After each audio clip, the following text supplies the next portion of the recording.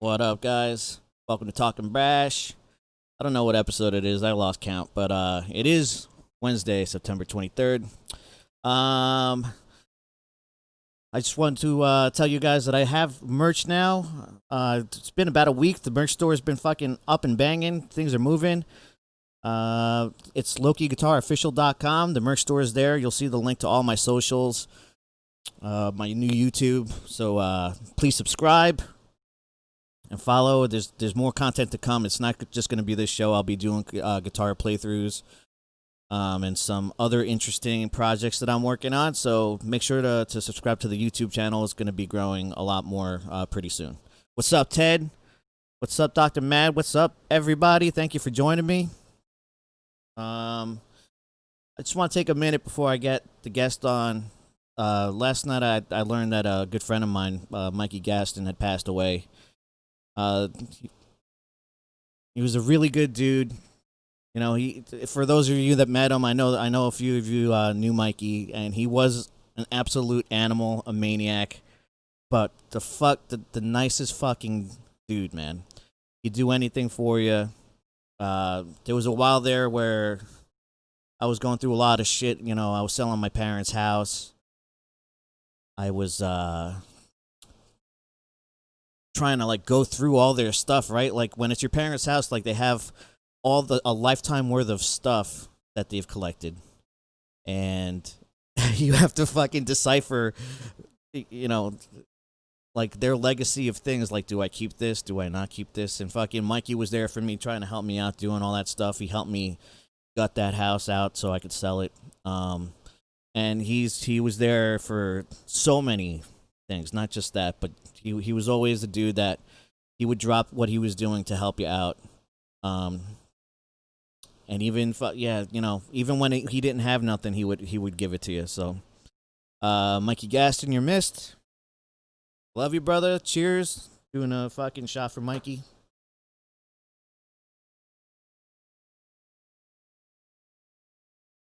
Fucking A, man. Sad news. It's sad. The older I get, you know, the more people I fucking lose around me.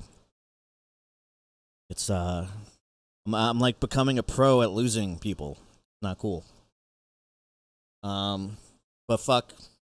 Let me get my homie on now. He's still with us. And really cool guy. I fucking toured with him. I guess it was last year. It was 10 years ago last year when we toured. And he did about maybe a month and a half run at the end of our tour, and I got to know him real well. He's a great fucking guitar player, fucking super nice dude. He sucks at shuffleboard, but ladies and gentlemen, please welcome in Nick Kashmanian. I do not suck at shuffleboard, son of a bitch. I think it was 2 months that we were together. It was a long time. It was like all October, all November, I think. Yeah. Yeah, you guys were on a lot longer than our usual openers, you know what I mean? Like, usually we would get, like, a band in for a week or two, and then that'd be that. Because, like, usually it's just, like, regional warriors, right? But you guys were an actual band. Yeah. Hey, thanks, man. And thanks for that great intro. Right. No Appreciate that, buddy. I'm actually upset at myself that I didn't mention your hair once during the intro, because... But everyone sees it, though. You have, like, the nicest hair that I've ever seen in person. Damn, dude, you're just... You know? And, like, the Can whole you tell band... that I'm blushing? Jeez. The whole band had pretty nice hair. I mean, your, like, go-to gimmick was your hair. Yeah. That was completely by accident, by the way, which was pretty awesome. Yeah. It was, I had my band, Lethal Affection, and then the brothers had Branded Julez, and we just played a lot of the same shows together because they're from the city, we're from Jersey. And then it kind of worked out that they needed a guitar player to fill in, and just so happened the drummer at the time had short hair. That we'd gone through 2 short hair drummers, and then you know, found Frankie, who has did the brothers hair as well. Did the brothers, were they like, all right, you're in because of the hair? They did not say that. Yeah, they courted me for a good amount of time, but did they? But yeah, but I had, you know, my band was doing good, their band was doing good, so it was there was a mutual respect, which is cool. And then it just, like I said, it just kind of worked out. And they had touring aspirations, which obviously I had as well. So yeah, it's a match made in heaven. So let's talk about being from Jersey, growing up in the music scene in Jersey. Where'd you grow up? What? Okay, so I am from Bedminster, which is in Somerset County. That ain't fucking Jersey, bro. I'm telling you right now. Yeah. Okay, that's fine. So that was like there was no real local scene. And I mean, growing up, I mean, we're not too far apart, but age wise. But when I was, your formative years are like middle school to, freshman, sophomore year of high school. So for me, that's 2004, 2005, 2006. Right. Emo, New Jersey. That was every show. So I did not go to shows ever. I went to see like My Heroes, when Queensryche came through or when Maiden came through, I was at those shows. But as far as local shows, I didn't go to any of them. It wasn't until I started kind of playing them. Yeah. Yeah. And then I went to Rutgers, New Brunswick. So Court Tavern, all that good stuff. So when did you go to Rutgers? When I was there 2009 to 2012. To me, you're just a baby. That's fine. It's fine. Yeah. Yeah, but we both look so good for our age. So what's your first experience in a band, and like where in Jersey would you play? Like how'd you come up as an upcoming guitar player from fucking Jersey? So what was your deal? I mean, besides the the middle school talent show kind of thing, right. which is kind of what high school was. Did you play guitar all the way back in middle school? Not really. So I was mostly a drummer. And I had the best band teacher, like totally. I didn't do band in high school, but in middle school he was the best. And it would, I would skip lunch to go play guitar in his back room and that kind of stuff. And I get exempt from gym to go but in the meantime, basically it's a doctor's note. It's like, he has to have saxophone practice. But like, it was weird because now I'm looking at it and it totally makes sense. But like it was like this unwritten rule, excuse me, where anytime he needed anyone to play any instrument, I would be the guy, which is cool because I didn't really read music or anything like that. But then I had to learn, so I was playing alto sax, bari sax, clarinet, drums, bass, guitar, keys, cello, string bass, violin, viola, like anything that he needed, I was the guy, which was great as far as, training my ear. Cause then later it's like, I can just play along the thing. And of course, even back then, tabs were not good. Right. So no, even the official ones sucked. Exactly. Yeah. If you wanted to learn Pull Me Under, like you better buy the actual John Petrucci, transcription. Which, by the way, I have. I think I have some of those too. I think a buddy of mine gave them to me like much later after I already had Guitar Pro and all that stuff, like when I was in my 20s. But I had John Petrucci's Rock Discipline, but I had it on that weird Walkman thing. Like he had a booklet with a Walkman, and dude, I have the whole kit, the whole Rock Discipline kit. It's awesome. Yeah. I think I have it on couldn't DVD, play any of it. So, like whatever. I still remember all those warm-up exercises. It was the only time I ever attempted to practice guitar was like, well, John Petrucci does it for 6 hours a day. Right. So I'd get through like one warm-up exercise and then just play to, Sad Wings of Destiny for 7 hours. It would piss me off because like I have really small hands, and he would be doing these fucking exercises that like his hands stretch across from like the 3rd fret to the 12th. Yep. I'm like, well, I can't fucking like no matter what. He's not a big guy either. He's a small dude. Yeah, but he looks so big on stage, but he's not. The wingspan, like I need to cut like the webbing of my fucking fingers in order to fucking do it. And then of course John Mayung could do that stretch on a bass because that guy's a freaking mutant. Crazy. Yep. All right, so you started middle school playing like everything, but what? All right, so why did you gravitate to guitar? Sorry, my fault. So then I got to high school, and it was like my middle school was a graduating class of like 60, and then we merged with another middle school. Yeah, small, and we were merged with another middle school. There's a graduating class of like 120, so it was still a small high school. Right. But they had the better middle school band, and I was sitting next to a kid in a computer class, and he saw that I was looking up guitars, and he said, "Do you play guitar?" I said, "I mostly play drums," but they needed a guitar player. So I was like, "Yeah, I'll play guitar. It's fine." Just nonchalantly, like, yeah. But then he was better than me, which of course I'm a competitive motherfucker. So I was like, well, I can't be the rhythm guy. So within a year, like that whole first year, like I played all the time. And then, once you learn how to solo and stuff, it's just, that's it. It's the greatest thing ever. Because then you could kind of play anything. Yeah, you start unlocking the keys to the guitar. You know what I mean? You learn all the shapes, the triads. Fucking, if you really pay attention. Absolutely. Yeah. So yeah, you kind of just unlock the whole neck by learning one scale. You know. So yeah, it's basically like when I was 15 is when I started really playing guitar. Yeah. That's the first time I picked up a guitar too, when I was 15. Yeah. Before that, I had played piano. And I could just envision myself playing. Like, I can play songs in my head before I ever picked up a guitar. Yeah. And like, I picked up a guitar and I was just started playing songs. That's awesome. That was that. You're not the first person I've heard say that, by the way. Yeah. I've heard other people say that because I wanted to play so bad, right? And like, you know, my parents were like, you know, guitars are fucking expensive, right? Yeah. So, you're from Bergen County, right? We're in. At that time when I picked up guitar, I was in New Milford. Okay. Yeah. Gotcha. And yeah, I just wanted to play so bad, I obsessed over it and just would watch people, and then in my head just figure it out. Like, all right, second I get a guitar, I'm going to play that. So here's a question for you: was there one like lightning bolt moment where was it like visual or something like that? Because people talk about like, oh my god, the first time I saw the Beatles or anything like that. Was there one thing where it's like, yep, that's totally what I want to do? Oh yeah, I mean, from a young kid, I was, you know, my mother was musically inclined too. Like, so she used to sing, for fun, and like would hang out with my great uncle is Jose Feliciano.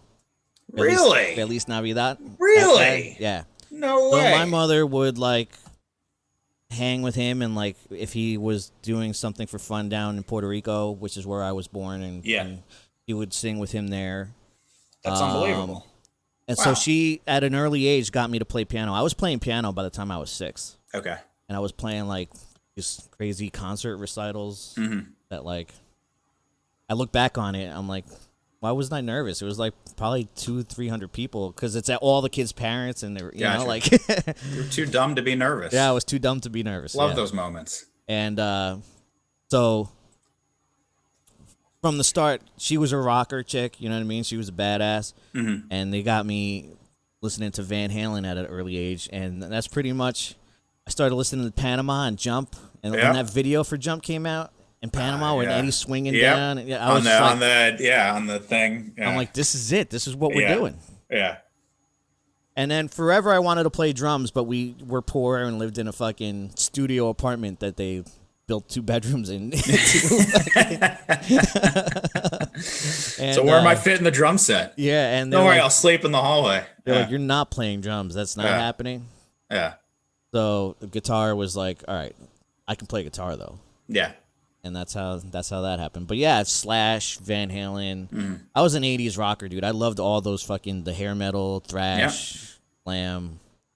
Skid Row was like a big one. Me too, man. I didn't get to live through them, like, you know, because I'm not like 60 like you or however old you are. But, dude, I'm gonna be 42. But yeah, I love all that stuff, man. In 1 month, I will be a little less than a month. I will be 42. That's crazy. Yep. Yeah. God bless. We're only a decade apart, man. Right. I'm 31 now, so. I didn't get to see Skid Row in their heyday. That's something I really wish I could have done. Because they're probably like my favorite. I wouldn't even call them glam or hair metal, but like I don't think just so around either. Then, so that's kind of what you call them. Yeah. But they were probably my favorite of that group. Actually, funny story. The first show I ever went to, I was 13, and it was at PNC, and it was Poison with Vince Neil and Skid Row. This was Johnny Solinger Skid Row. But Skid Row is the first band I ever saw live. That's awesome. And they were great. They were fantastic. Yeah. That's a hell of a first band to see. It was unbelievable. And then like 2 weeks later was Iron Maiden with Dio and Motorhead. Damn. It's like, son. cool. All right. Well, yeah. There goes everything else that I might have wanted to do in life, you know? The first concert I ever saw was the Eagles. Dude, so have we talked about this? They're one of my all-time favorite bands, and I've never seen them. No, I don't think we talked about this then, no. They're like, I listen to them literally every day, especially on tour. I mean, every day when I'm driving. It was the first concert I was ever at. It was the Eagles, and it was at Giant Stadium. Nice, dude. And there was so much weed around us. I'm just a kid. I'm like, fuck, damn. Yeah. My mom's just like trying to pretend it's not happening, you know? No, it's just from the pyro from the Right. stage. That even though they don't have any pyro, yeah. Being old has its perks, right? So I got to see a bunch of cool shows, a Absolutely. bunch of cool concerts. In '96 was like I stole my mom's car and I went to Lollapalooza at Randall's Island. Okay. I took a bunch of friends with me, and it was like the Ramones, Soundgarden, Rancid, Damn. fucking Wu-Tang Clan, Yeah, Metallica, fucking. So, They had that at Randall's Island. Damn. Yeah. Huh. Okay. I almost died at that show. Yeah. The pit for Randall's Island. I've seen a lot of brutal death metal bands, a lot of brutal metal bands in general, hardcore shows. Yep. You name it. That Rancid show was the most violent thing I've ever endured. And it was like 105 degrees outside. Yeah. And when they were done, I thought I was going to die. Yeah. And I crawled, like I started walking. They had like these mist tents. Yep. Yeah. And I started walking towards the mist tent, but like I got to like 20 feet, and I like collapsed, and I started crawling in, and I made it to the mist tent, and I just laid there on my back, just like, oh my god, I made it. Yeah. Like in the mud, like it doesn't matter. I was starting to see like the squiggly lines, you know what I mean, like when you're about to just go. Absolutely. I'm like, I don't want to be carried out of here. I fucking took my mom's car. She doesn't know I'm in the city, like shit. Yeah. So I was in the mist tent and just fucking, it was so nice. It was just ice cold mist just falling on you. Yeah. Sit there for about 10 minutes, which seemed super quick. Yeah. When you're dying, 10 minutes goes by fast. Yep. And then I just start hearing the Ramones are on. Nice. And I just got up. I'm like, we're going to see the Ramones. Let's go. Like, if I die, I die. But, you know, and like I'm happy I went, because after that, the Ramones really, that was it. Okay. You know, like the Ramones really weren't a thing after that. So yeah. Glad you got to see him. Glad I got to see him. Yeah, absolutely. Who did you not get to see that you wish is like a fucking major regret? Obviously, the Eagles, you said. Yeah, Glenn Frey for sure. And every single time I love Vince Gill too. And every time he's in the Eagles now, and every time they play, we're on tour. I think we were on tour when they were at the Garden last year. Right. So that's a big one. I mean, my two favorite guitar players are Randy Rhoads and Stevie Ray Vaughan. Right. So those would be, and as far as people that I got to like, I would have had a chance, like, not that I had a chance to see and I had tickets and didn't go or anything, but like, you know, I was 14 or 15 when Dime died and I never saw him, right, even with Damage Plan. So that would be, that's a big one. Saw Pantera a few times. All right. Well, I should fucking rub it in. My friend Tom, Jeez. also a great guitar player. Man, I felt so bad for him. Remember Convention Hall? I'm not sure. Is that still there? In Asbury Park? Yeah. That was one of the first Dream Theater shows I saw. I was there. He went to Convention Hall, saw Pantera, and he got his ass kicked so bad in the parking lot. Because it was in a rough part of, you know. Yeah. Rough. I mean, Asbury's a lot nicer now, but it's still not great in certain areas. Got his teeth knocked through his lip. They beat the shit out of this kid. Yeah. But, you know, go see Pantera. You get those derelicts out there. Mm-hmm. So when did the switch flick for you where you knew that you wanted to do this professionally? Like there's fooling around with your friends, right? Yep. And then there's like, I'm gonna do this because you went to college. I did, yeah. You probably had other opportunities to do other things. What made you chase growing this? up?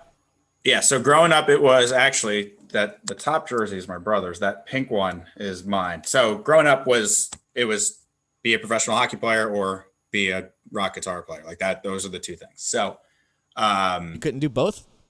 I mean, I did. Like, I mean, not professionally, but you know, I had a semi-successful, you know, playing career, and I went to Rutgers for math and statistics because I'm a bit of a nerd.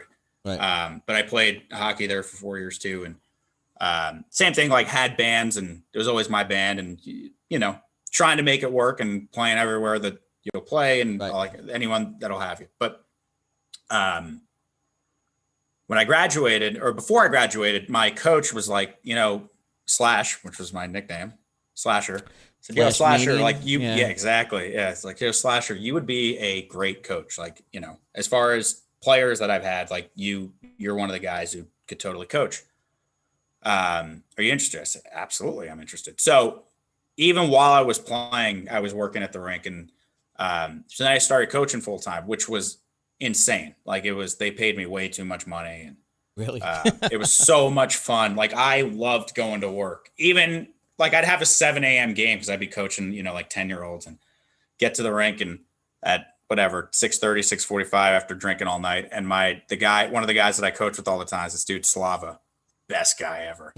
And Slava. Most dudes named Slava are awesome. Yes. And he would, be like, oh, yo, Slash, I'm not going to try and do a Russian accent, but just know that it's just fantastic. Nicest guy. And like, oh, you don't look so good. Like, let's go do a shot. I'm like, dude, it's 6:45. Like we got, a couple games to coach, whatever. He's like, no, you need one. Right. So we'd go and rip some shots. Me. Yeah, exactly. Rip some shots. And then we go in the locker room and I'd be like, yeah, all right, kids, let's go. Like it was awesome. All the parents knew, like they loved it, Right. So it was fantastic. Like I said, I did that full time for 3 or 4 years. I was coaching at Rutgers. I coached in my high school, made a night, a really, really nice, comfortable living doing that. But it got to the point where it's like it's a 6-month contract, and which means that from September through March, like you're working every day. So I decided to stop that cold turkey and focus on music. And it took a little while, like it took longer than I wanted. Right. Me too. Yeah. I'd say probably like over 2 years of just doing music, to finally get on the road and not be successful. Like, I was doing cover shows and stuff like that to make some money. And certainly, I mean, we never make money when we're on tour, but just to do that, it was like, okay, it's kind of validation. Like this is, we're doing the right things, making the right steps to. Yeah. What year is this now when you start doing those kinds of we hit the tours? road for the first time spring of 2017. Yeah. So since then it's been all about touring and which is the best, by the way. Yeah. It's so weird not doing it. Obviously, you've been doing it longer than me, but like it's the same idea of like that's where I'm comfortable. Like I don't know what to do with myself. Yeah, I don't know what to do when I'm home. That's actually a big problem with. Yep. Because I lose a sense of identity. I also lose there's nothing more regimented than being on tour. People think you can fuck off a lot. No, that's pretty much you do the same shit at the same time, everything's the same. Yep. And you have a nice little flow going. And when I'm home, I lose that regimen of and I just let go of everything. I kind of sit around. I'm like, well, what do I do now? Yeah. And I have so many things that I want to do that sometimes I end up doing nothing. Yeah. Like part anxiety. I'm 100% the same way. Right. Yeah. Yeah. And that's, you nailed it. Like that's the biggest thing when you're on the road is, I think Tampa just scored, is you have a half reaction video, half podcast. Yeah. It's like, it's exactly, the where's and why's and the A's and B's and the crossing the T's and dotting the I's are all different, but it's the same goal. Like you have to get to the show at a certain time. Yeah. Do the show as best you can and then get ready for the next show. So it's just, you lose track of time, but it's different because same with you guys, we're doing the driving and, all that kind of stuff. And the venues are different. And certainly it's not, you guys do all your work. We do all our work kind of thing. And it's not like people just say, hey, just show up to the gig whenever for sound check and that kind of stuff. There's a lot of work that goes into it. So because of that, there's no off time, the whole day. The whole day is about it's regimented. It's like you need to, you need to do this and this and this and this. Which you don't really get. If someone just said you need to do, you have to do this, you have to get out of the house at 9 a.m. every day. Yeah. Or else, you're going to lose your job. It's like, oh, cool. Yeah. All right. I guess I'm getting my ass out of bed, That's what I'm used to, Yeah. And certainly a lot of people with normal jobs are used to that as well. But it's a tough reality coming back from doing the touring thing for, you got the same thing. Like you're out for 3 months at a time, and then the tough thing you're home and you're expected to just like figure out how to do things again. Yeah. It's tough. The tough thing is to create a structure for your day, which is honestly part of what this podcast is for me, is to create some sort of structure in my day. I know I have to do this at this time. So anything I want to get done during that day needs to happen before this. So Absolutely. All right, I got to take the dog to the mountain. All right, I got to get up super early, take her out, because I need to go home and track some of the shit that I've been wanting to track. Yeah. So yeah, it just creates like just a little bit of a structure for me that this is something I do. And learning it too has been something, Yeah. I'm a guy that needs mental stimulation at all fucking times. So learning new things is a big deal for me. I am 100% with you. And like I said, I did this similar thing. You're doing it better than I did, but I was doing the same thing 2 years ago. And same thing. When I was dedicating myself to it all day, I was watching YouTube videos about, about OBS and all that kind of stuff. And just how like, the I have fuck to do know you get everything. a Zoom call into OBS? This is stupid. Yeah, absolutely. Yeah, I'm the same way though. It's just like, oh man, now I need to know everything. And right. Yeah. Pain in the ass. Like, why can't I get reverb on OBS? All right, I gotta do this. Yeah, absolutely. So, what did you do? Like a bunch of local bands before you got into a touring situation? Like, where did you play? What were you doing? Okay, funny.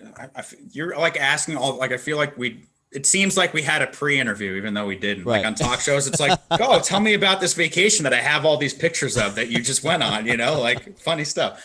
But it was always for me. It was always my band. Like as far as I never played with anybody else. What was it called? So there were different bands, but the most notable would be my senior year of college. So we had in high school and college, the band was called Jade, and it was the same drummer and rhythm guitar player. And then we got a different singer, different bass player, and then we became Lethal Affection. That was like where we started, playing shows that made us money and stuff like that. But it was always, the band that I did the writing. What's money? Well, sometimes. Okay. Yeah, right. A couple times we made money. But it was always the band that I did the writing for and more or less did the booking for, and not that I did all of it, but like, that kind of thing. And I was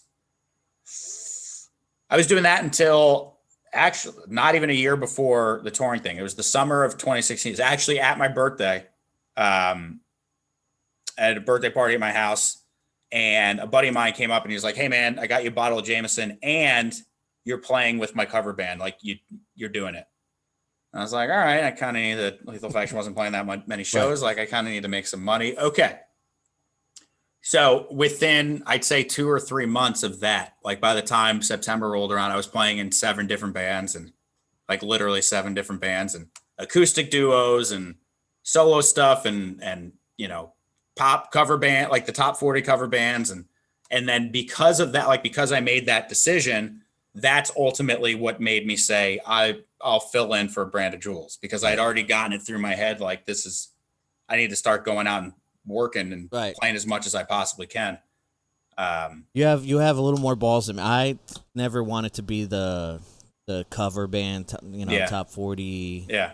But it's probably a mistake on my part, because there's so many, like, I know people who do it in, obviously here in Nashville, but LA and other spots that are really good for it. They make so many contacts that way, where I kind of kick myself in the ass, and maybe I should have done it. But, your originality pride gets in the way sometimes. Totally. But you also had the right contact for the entirety of your musical career, basically. Almost, you know what I mean? Almost. Yeah, which is pretty cool. But yeah, it is what it is, and call it selling out and whatever. And certainly people will say that. But I would much rather play a Ricky Martin song in front of 100 people, just play it on a stage, than just play scales in my bedroom. You know what I mean? Like I got to get out and play. And it's totally with the cover bands too. Like you have a guy and a girl singer. So in those cover bands, it was always the guitar player is the other singer. So it's like, oh shit, I got to learn how to be a lead singer, basically. Like it's either that or we don't play any of those songs, and although we have to hire a singer. So because of that, it's like, oh, I can actually do this kind of stuff. I remember the cover band I was playing in, they're called Catastrophe. They were awesome. But their thing was, it was all top 40 kind of stuff and a lot of stuff I didn't like. But we did the Grease song with Travolta, You're the One That I Want. Right. Which Travolta's got a high fucking voice. It was like, oh, how the fuck am I going to pull this off? Like, can I get like pull out a Digitech whammy pedal? Right. like, what am I going to do here? But then then I started practicing. I was like, oh, I can actually kind of get up there. So it, gave me a lot more confidence in my singing for sure. That's cool. And also also playing that stuff makes me realize how much I love metal. Yeah. Right. Makes you appreciate a lot of things. Like, really? Actually. Another fucking Blink-182 song? Like, come on. Did you, where's the sabotage, Were you guys doing like the whole circuit, or like, have bands go down the shore, do the Asbury circuit? Like, what would you guys do? We did a couple ones. This was, when we got back from, it was only for like 9 months. When we got back from the Orgy Tour, which would have been October or November of 2018, I was like, I was always doing filling gigs. I was like, I need to fucking find a gig. So that's when I started playing with them. So it was all through the winter and the fall. And then the fall and the winter, a little bit of the springtime. And then that's big time touring season. So when all that kind of stuff, the shore stuff came around, it was like, well, I'm back on the road. Right. So it was mostly like small hole in the wall bars in fucking Staten Island and shit. Right. And yeah. Nice. It's whatever, man. I'll play anywhere, anytime. What, so you start touring. What did you have, like, something in mind? Like, all right, tour is going to be like this.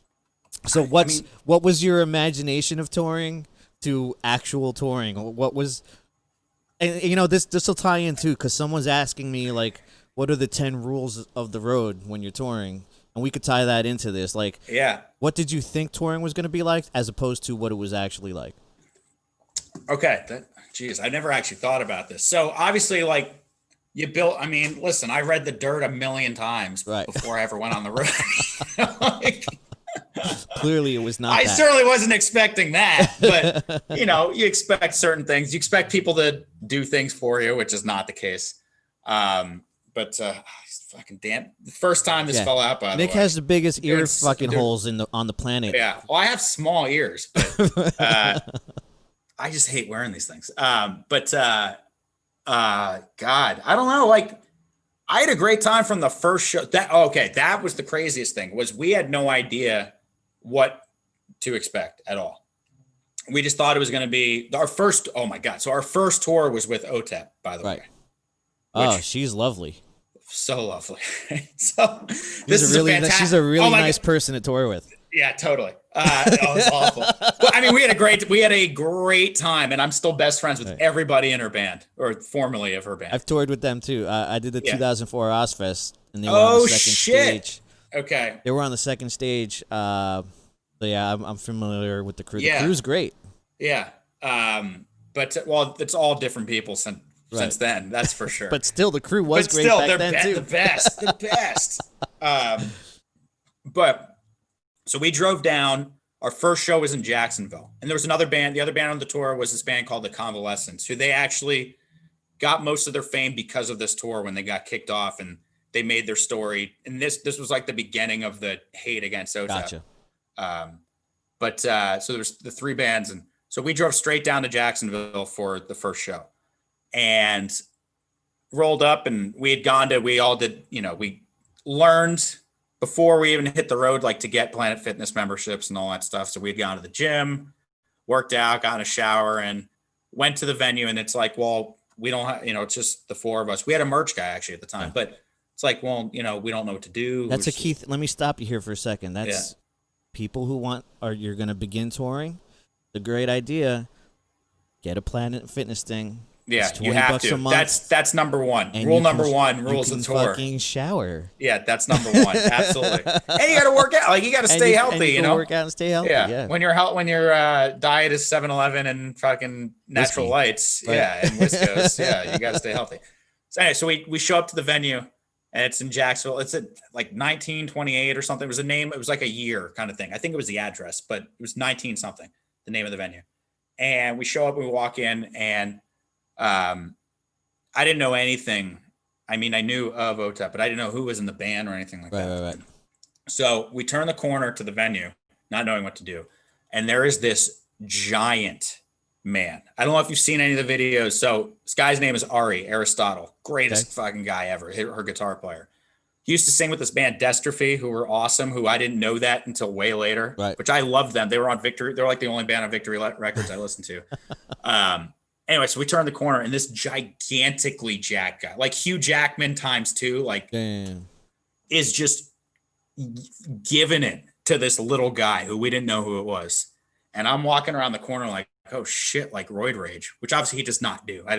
But I didn't know at the time. Just like this is like the most jacked person I've ever seen in my life, just screaming at this guy. And we're like, what the fuck are we walking into? I haven't said hi to anybody. Like, this is just what's happening right outside the venue. And then it turns out it's Ari, who's the tour manager and the nicest guy ever, like the nicest guy ever. But someone had gotten in trouble on tour and all this kind of stuff. So that was like the first show. And same thing, we had no idea what to expect. There was no backstage or anything like that. There was no backlining for the show because the stage was tiny. Right. And we got up on stage and just like did our set, just not expecting anything. And by the end of the first song, like the place was going nuts. Like everyone was going crazy. It was jam packed. Everyone's sweating on each other. And we're like, what the fuck is going on? Like, we're used to New York City where nobody does any of that, or New Jersey, no one does any of it. It's like, all right, cool, whatever. Yeah. You're from here. Bye. Like, I'm just waiting for the headliner. Right. So it was crazy. So it was like such a cool experience. The fact that the first show was like, oh shit. Like, all right, like we can do this, That's awesome. Yeah. It was wild though. Wild. Yeah. What was the rest of that tour like? The response was great. We got along great with the bands. Obviously, OTEP she is who she is, but I had a great time because she had a lot of girls at her shows. So I'm just going up, as you know me, I'm just like the politician in the band. Hey, How you doing? Nice to meet you. I'm the mayor of Brand of Julez. Nice to meet you. Hey, good to see you. How you doing? It's nice to be a single guy. Yeah. What's up? How you doing? Yes, exactly. Yeah, and I was a single guy. Exactly. And I could speak English. It was great. Right.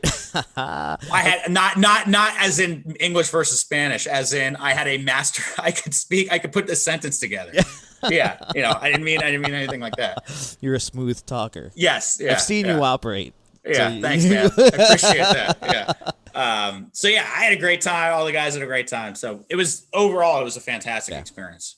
It's a good thing to have. It's like you need a guy like you to be in the band because you end up scoring places to stay. Yeah. Which is clearly why I was doing all that stuff. I was doing it for the guys, not for me. Yeah.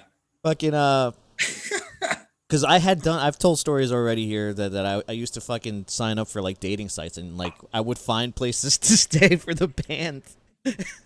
It's Tinder, swipe. That's no joke. I used to be able to do it. Fucking dude, I mean, it's either if you don't have the $100 or whatever it is to spend, we don't get hotel rooms. Bro. Like if you don't have the money to do that and you need a place to sleep, we all sleep in the van and we sleep comfortably now, but that wasn't always the case. Luckily, everyone we met was super cool. Fucking there's a lot of nice people out there. You wouldn't believe it now in the world. Everything seems so negative, but there's a lot of really fucking cool people out there that are willing to help out people that are looking to chase their dreams and do shit like that. So absolutely. And I mean, even remember like non, big bands. Like I distinctly remember we opened. Do you remember the band Black Tide? Yes. They were the really young band and whatever. So they were playing at Stanhope House in Stanhope, and we were opening for them. And I was just talking, at that point, I was living in Lake Apacon, and I was just like, like we're outside playing Can Jam, drinking beers, and they're come out hanging out. And Gabe, I think is the name of the singer. So he, hanging out, I was like, oh, dude, where's the time? Like Black Tide, like Shockwave. Oh my God, like, it's so cool. They were like heroes of mine, basically, because it's like, oh my God, it's this touring band that I really like. And they ended up coming back to the house because same thing, like they had nowhere to crash. So they came back to my house and we stayed up all night and played. I had an N64 there, played Mario Kart and GoldenEye. And it was like the coolest thing ever. Right. like, oh my God, I can't believe these people are at my house. No knock on them, but they're certainly not, especially at that time, like they weren't what you would call a big deal. Like, you know, myself and then you obviously more than that. Like, you know, we've rubbed shoulders with way bigger people, but just the idea of hanging out with a band that's on tour when you're not on tour is the freaking coolest thing ever. Like I would have done anything for them. Not expecting anything in return, just like, dude, you guys are doing it. Like that's amazing. That's one of key things when I moved down to Nashville was like, I live in a house that's way too big for anything that I do. But I'm like, nah, man, I got all my friends that fucking tour. Like, this could be a fucking pad for them. Like, you know, like I always think of like the other people that fucking can come through and fucking crash it and shit like that. Because I mean, when you've been through the grind, you're aware of what the grind is, and any chance you can to help, and not certainly your motivation is not to get a favor in the future, but that ends up. It's always working. there, yeah. Scratch my back, always I'll there, scratch yours, yeah. Exactly. Which is nice. So until you get the people where you do something for them and then they don't return the favor, and you're like, all right, fuck you, man. You guys do things the hard way, man. Or I mean, it's all hard. So I can't say it's the hard way. Yeah. But, you know, you're fucking scrapping, just fucking opening for touring bands. And, you know, sometimes it's the bottom of the scrotum pole, dude. You know what I'm saying? And sometimes if the headliner doesn't, they're not always nice. Yeah. You know? So what are some of the experiences where... dude. Let me go this way, because when I met you guys, it's like you guys had been whipped and beaten. So like I was the acting tour manager of our tours. We never really had a real tour manager. You know, everyone said it was me. So I'm like, yeah, I'm the tour manager, I guess. Yeah. And I would talk to you guys, and you'd be like, yes, sir. Anything you say, sir. Yeah. Whatever you want, sir. Yeah. I'm like, what's wrong with these guys? Like, what happened to them? So tell me a little bit about these. Okay, so I'm going to go through. I don't really care about. I can shit on people, right? It's fine. Yeah, that's fine. Because none of them are watching. This is called Talking Brash. So real quick, if I were to remember the stick with like the 2-month tours, like the long ones, you know, OTEP, obviously, just, you know, the worst kind of person, just so mean to her fans too. Like just, ugh. Was it like the etiquette, like of being on stage or getting your shit off? Like what about it? Well, you weren't allowed to drink or smoke, even though she did both of those in the tour bus. Just, you weren't allowed to do anything. She said 2 words to me, which were thank you. After I said, great show. It was a great time touring with you.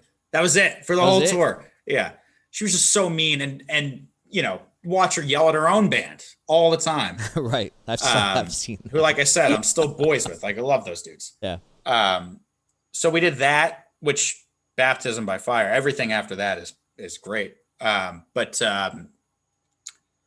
we did Puddle of Mud, which actually Wes is like one of the nicest people ever. But his most recent, like whatever it was 3 years ago, when he got in trouble for the last time, he was trying to bring a BB gun onto a plane. Because, of course, he's Wes Scantlin. Right. Flying out to Texas to join the tour that we were starting with him. And then he went to jail, and he's been clean ever since, which is great. So we did a couple shows with him after that. And yeah, he was actually really nice. But then we did Texas Hippie Coalition, and, you know, Big Dad Rich he's fine. Like, he treated us okay, but he treated Cobra and the Lotus like shit. And they were the special guest direct support kind of thing. So those 2 bands were like fighting the whole time, and we're just trying to stay out of it. Same thing, you know, especially the Cobra and the Lotus guys are like the best. They're awesome. They're all Canadian. They're all Canucks too. Right. Yeah. They're from Alberta. So, and then we went from that. To be nice. Yeah. Then we went from that to the Orgy tour, which was similar in that Jay Gordon thought he was nice. Like, I don't want to say anything bad, but like, they're rolling up in a tour bus to play these tiny shows that nobody came to. Like, the turnouts were awful. We lost, I can't tell you how many thousands of dollars we lost on this tour because nobody showed up, because no one gave a shit. But of course, they're still rolling around in a tour bus, and he's still doing like the diva rock star thing, Just like, you're like 18 years too late on this, Damn. But like I said, he was nice. They were never a tour bus band even in their heyday. Yeah. Well, I guess on the Family Values would have been the only time. Right. But yeah, still doing that. But like I said, nice guy. Like, it wasn't a malicious thing. It was more of just a diva. Exactly. Which, whatever, they granted it wasn't their song, but they did have that one hit. But then as far as like the other like big ones, like, so we did right before the tour with you guys. Did Tesla, right? Yeah. So we did a headlining run, and then we did shows with Tesla, which, holy fucking shit. First of all, I love this band. And like, we've done, things with Bret Michaels and Vince Neil, and it's just kind of like, you don't have to say hi to me. Like, it's not a big deal. Like, it's fine. Like, we'll just play the show. Like, thanks for having us, kind of thing. The very first show we're playing, we're sound checking at this ridiculous, like, velvet seat theater. Cause those are the types of, with the exception of like, we did a couple House of Blueses, but like most of them were just like these ornate theaters.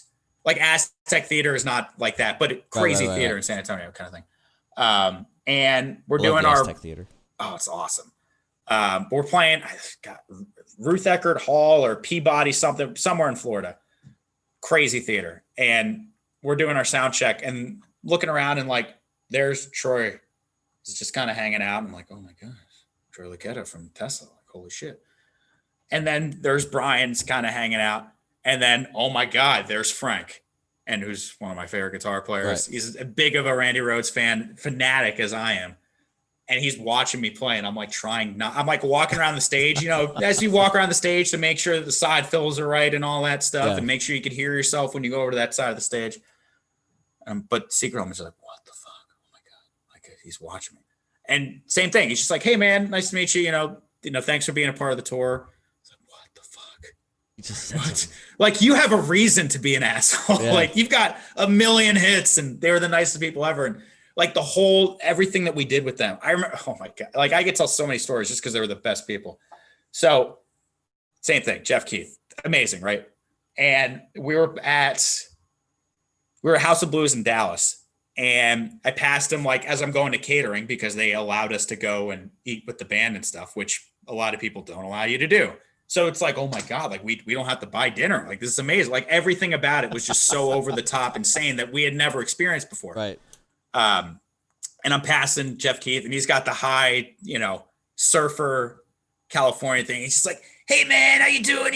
Like, thanks for being a part of the tour, man. Like, you guys are doing great. Everyone's saying good things, man. I feel real bad asking you, but like, would you mind? Like, I saw you not wearing a shirt backstage, and like, that's cool. Like, I like hanging at the beach, but like, would you mind? Like, if you're at the show, like, maybe put a shirt on. I was like, yeah. It's fine, dude. Yeah, like, that's cool. Like, whatever. See, he's like, all right, cool, man. Like, I don't want to be an asshole. I wish I wasn't wearing a shirt right now too, but like, that's cool if you do that. And I'm just like, if it was OTEP, we would have gotten a strongly worded thing like, all right, one more strike and you guys are off the tour because your guitarist wasn't wearing a shirt. Yeah. That's the way you should treat people. It's just fucking, I agree. With respect and like, yeah. Because he easily could have been like, yo, asshole, wear a shirt. And I would have accepted it. And been like, yeah, you're a big fucking deal. Yeah, oh you my would have been God. like, yes, I Love will song wear a was shirt. great last night. Like, hang tough, that's my shit. Yeah. Can we I'll talk put about 2 shirts on for you.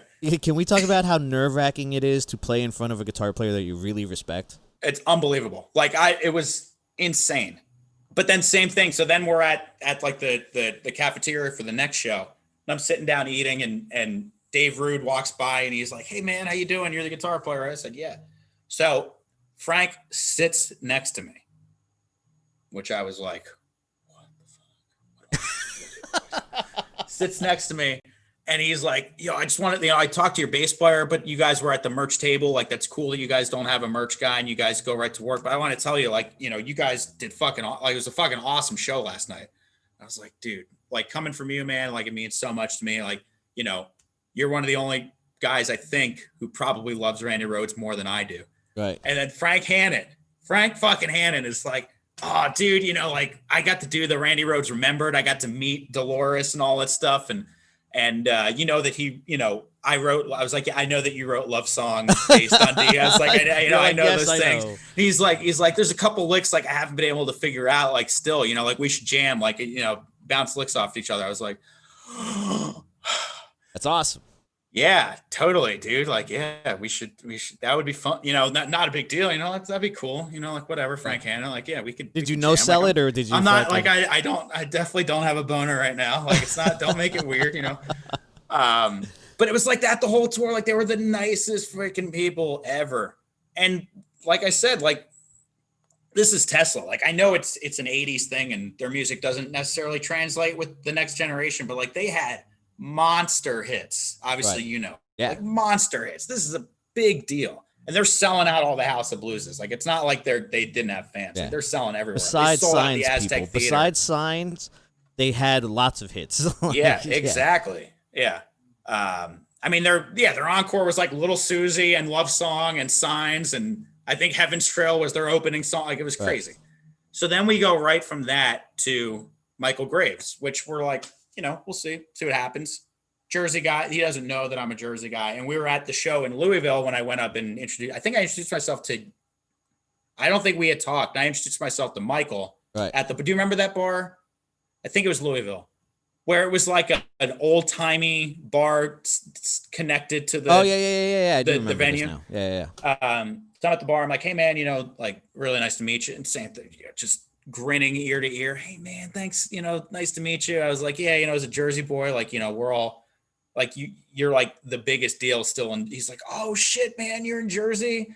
And blah, blah, blah. He's like, hey, Loki, come here, man. That was when he called you over. Right. Hey, Loki, come here, man. Like, he's, you know, we got a Jersey guy on the tour. And same thing. Like, you'd think Michael Graves, whatever, a huge deal. You know, sang in this gigantically popular band. And I remember we were at the show in Denver, and there's 2 green rooms, which we are used to not getting anything. Right. But like 2 green rooms, you'd think Michael Graves would take one, Michael Graves' band would take the other, kind of thing. But everything was just split down the middle, which was insane. Like, I couldn't believe it, you know? Even when there was one room, even if it was the kitchen at Dive Bar in Las Vegas, we still had equal access, which was insane to me. Well, that place, yeah. Well, I mean, yes. But obviously that extends to all you guys as well. You guys were so cool to us. Yeah. That's why it was so insane, because everyone else was just so like, oh, yeah, cool. You guys are on the tour. Until Tesla and until you guys. Yeah. I've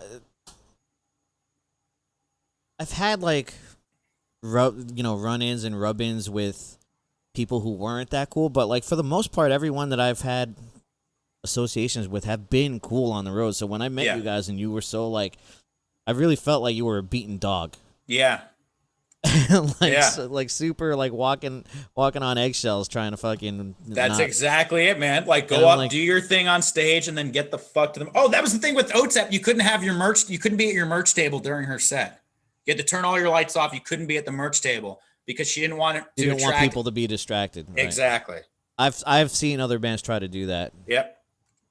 Like you just have no faith in yourself. Exactly. Like, yeah. So that's the stuff that we were used to, you know.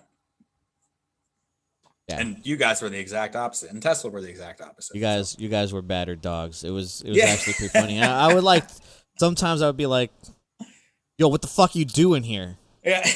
And those guys, you probably could have fucked with Brandon all the time. Yeah. He just gets that scared look of like, what am I God? What am I doing? I've actually I did it a few times because they would park the van. I'm like, yo, what the fuck is going on here? Because we got to load in and you guys are blocking you just blocked the whole fucking street. Yeah, the whole street's yours, I guess. Yeah. And he would be like, oh my God, oh my God, I'm sorry, sir. Yeah. Nah, dude, it's cool. Just move though. Yeah. just move it or you're off the tour, you know? Fucking. Actually, one of my favorite stories. Sorry, this is like a fun, like, I don't know if you actually remember this, but I remember this being the fucking funniest thing ever. Was we had such a good rapport, the whole tour, and it was a long freaking tour. all the way up to the Northwest, then all the way back down. And that's when we joined with Milton J, was when we finally got to Texas for like the last 8 shows or something like that. And we had our thing down pat because we're sharing a backline. We knew, exactly how to load it in, all that kind of stuff. Milton J came ruining everything. But I just remember it was the fucking funniest thing. It makes you sound like an asshole, but you're a Jersey guy. Like, you were not being an asshole about it at all. But I remember, Huntsville, Alabama, I think. Oh yeah. And we get there and we're loading the stuff in, and you're helping us load in, which, by the way, once again, amazing. Like, the headliner is helping us load the stuff in.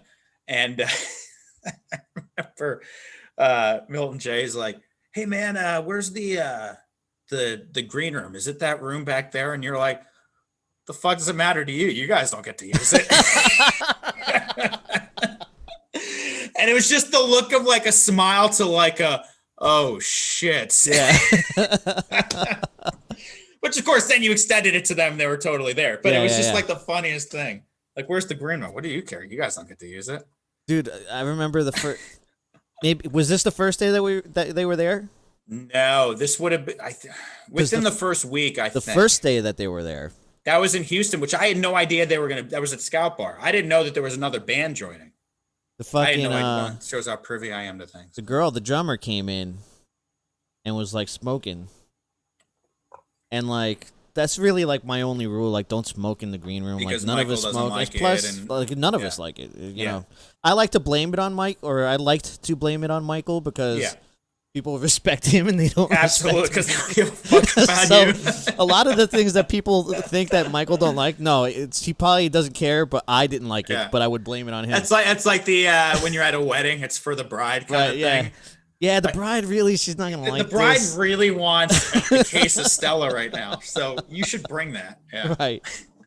Yeah, I would play that card all the time. Yeah, you know? Yeah, Michael really doesn't like it when this happens. Exactly. He doesn't. But, Michael doesn't like this kind. He likes Wagyu beef, so like if you could bring that, you know. But I think she walked in, she was smoking a cigarette, and like I just got up and I didn't even know who was smoking it or what was happening. Yeah. I just knew it was happening. Yeah. So I'm like, who the fuck is smoking in here? I just start like, I just get up huffing and puffing, and she's just like looks away and like puts the cigarette out, doesn't say a word, and just walks out of the green room. I'm like this green room's not enough, like big enough for fucking all of us. Everyone else is tiny. Yeah, so I would say shit like that. I'm like, everyone else want to come in? Who else wants to come in here? Yeah. Let's get some fans in here. I don't think there's enough people in here, and people don't know how to take that Jersey fucking totally ball busting. So she was just like, I'm out of here. Yeah. Like, cool, later. I was like, I'm sorry. I know my place now. I wasn't really being. I mean, I was serious about the smoking, but everything else is cool. But you're cool, Just go smoke outside. Yeah. The other part about it is the shit after the show. Like, I'm sure Tesla's not hanging out with you playing shuffleboard at the fucking dive bar. Oh my god. Well, clearly not. But they actually brought that up too. But there was only like one day off when we were playing with them. I think it was the second to last show or the last show. And they're just like, "Oh man, like I really wish we'd hung out on our days off." I was like, "Well, we didn't." The days off were like big time, like drives from Florida, from like, wherever it would have been, not Fort Lauderdale, but like, Florida to Dallas, big time drives. Those suck. Yeah, exactly. It's like, well, we're doing the driving. So, I appreciate you guys saying that, but yeah, dude, God, I mean, so many days off. We spent every day off with you guys. Yeah. Like literally everyone. We found out where you guys were parking or what hotel you were staying at. Where we came and crashed it. Go use the pool, hot tub, fucking. Yeah, where you go? What bar you going to? I'd be like, guys, I found a place. It's got shuffleboard. That has a shuffleboard table. Yeah. Remember, we learned the rules at the one place. Like the guy, so it was like a professional league. I can't remember the first time. I think the first time we went was when Michael had the dental surgery and had to go home, and we were in Missouri. And we had like in Columbia, Missouri. I think we had a couple days off, and that was like the first time that we hung out on a day off because it was like a couple days into the tour at that point. which of course then we became brothers like immediately, which is great. But yeah, we had a couple days off in San Antonio, I think it was. That too, yeah. Yeah, which that was with the guy. And I have so many people bring that up. They're like, not that in particular, but it's just like, you guys had, at one point on the Boba Flex tour that we did, we had like 4 days off in South Dakota. And everyone's like, why didn't you just drive to, Mount Rushmore? It's like, because that's the fucking last thing I want to do. Like, I don't think you understand. Like, we're out here for work. Like, I don't want to see the sights. Like, I want to go to the beaches. That's all I want to do. I want to live at the beach and I want to drink. Anytime we have a chance to drink at the beach, that's what I want to do. So they're like, oh, like same thing. It's like we had 2 days off, like straight up days off, no driving. We were already in San Antonio before the San Antonio show kind of thing. Or driving from San Antonio to Corpus Christi or something. It was like a short ass drive. And everyone's like, yeah, what did you do? It's like, well, we waited until everyone woke up and nursed their hangovers. We got up in the Walmart and you guys got up at your hotel and we found a bar that had nobody there. You remember that? There was nobody there except wonderful. The staff, except the one guy and the old fucking lady who kept yelling at us about playing shuffleboard. That's fucking right. She was not happy. Such a bitch. Yeah. She's like, they're not paying for the scoreboard. They're not paying and for the staff, the bartender was like, just fucking let him be. Like, stop being a tattletale. And the one guy that was there happened to be the guy. Yeah. And B, knew all the rules of shuffleboard. I also think he was kind of making some stuff up too, but no, apparently it's fucking legit because I think because we knew if that's the case, and we didn't know any of the rules. We didn't know anything, and it's that bar was a professional league, like yeah. So they take their shuffleboard seriously at that fucking bar. Yeah, just to paint a picture for everyone listening. So like, we would look to find a shuffleboard at a bar. This was like a stadium of shuffleboard. Yeah, exactly. And it would be like one shuffleboard and there'd be people playing and it's like you waiting to get the table. And then once we got the table, we would just play back and forth forever. Yeah.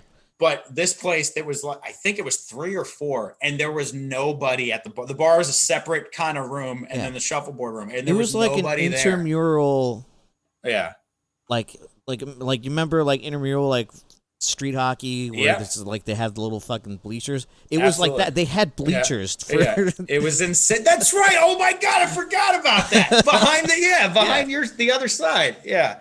Oh shit. Totally forgot. And then they had dollar shots, but it was like Mad Dog shots basically, I think. Oh my God, yeah. And what's his face? And same thing, and they gave them to us for like 50 cents or for free. They just kept bringing them out. Was it Brandon that just kept fucking, he was like just bringing out trays of fucking, it was like more like a table than a tray. Mm-hmm. Like a mini table. It was insane. Do all these dollar shots and they were sweet and gross.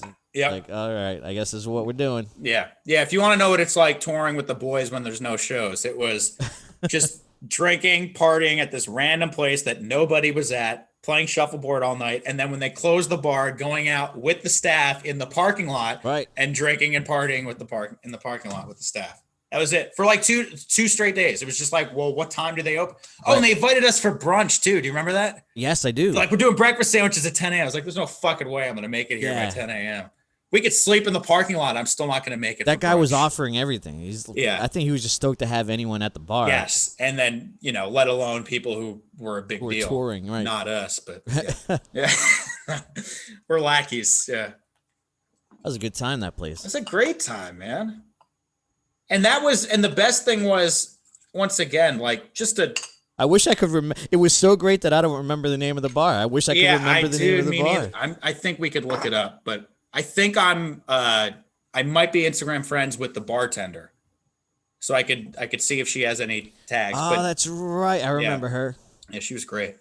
But yeah, like this was normally when you get to the end of the tour, it's like, just fucking take me home. Granted, there were still like 2 weeks. That's right. Oh my God, we were on the road forever. It was a long time. Oh my God, it was so funny. So after that, so we came home like right before Thanksgiving, right? Yeah. I think it was when that ended. I was home for like a week and a half, and then I flew back out to Texas to do a tour with this band, and we were opening for Diamante. Do you know her? Blue hair. She sings the song with Bad Wolves. Yes. Yeah.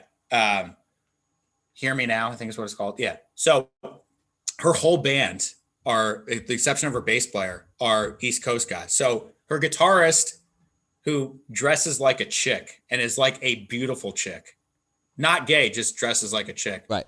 By the way, shreds too, is from North Brunswick. And then her other guitarist and the drummer are from Philly. So I was like, what are the fucking odds? They're all in LA playing with this chick from LA. Yeah. But I was talking to the guitar player and he was talking about whatever the longest that he had been in a van consecutively. I was like, yeah, we were just out for a little over 3 months. He's like, how do you still want to play music? I was like, that's a fair point. Like when you're doing the grind, like the grind is the grind, and all you want to do, especially at the end of 3 months, is just fucking get home. But I didn't really feel that. Like, it was like, I want to get home because I miss home, but we were also having so much fun. Yeah. To the point where I remember, like, we were planning out our nights for, especially the last week. Like, when we started going up the East Coast, we're like, well, we have to party this night. Right. We have to party this night because it's going to end. Yeah. And we don't want any what ifs or anything like that. Like, we have to make the most of it. Yeah. Which is not the way that most tours have worked for us. It gets ridiculous, actually. Like, well, it was insane. Yeah. This is the last Friday of the tour, so you got to do that.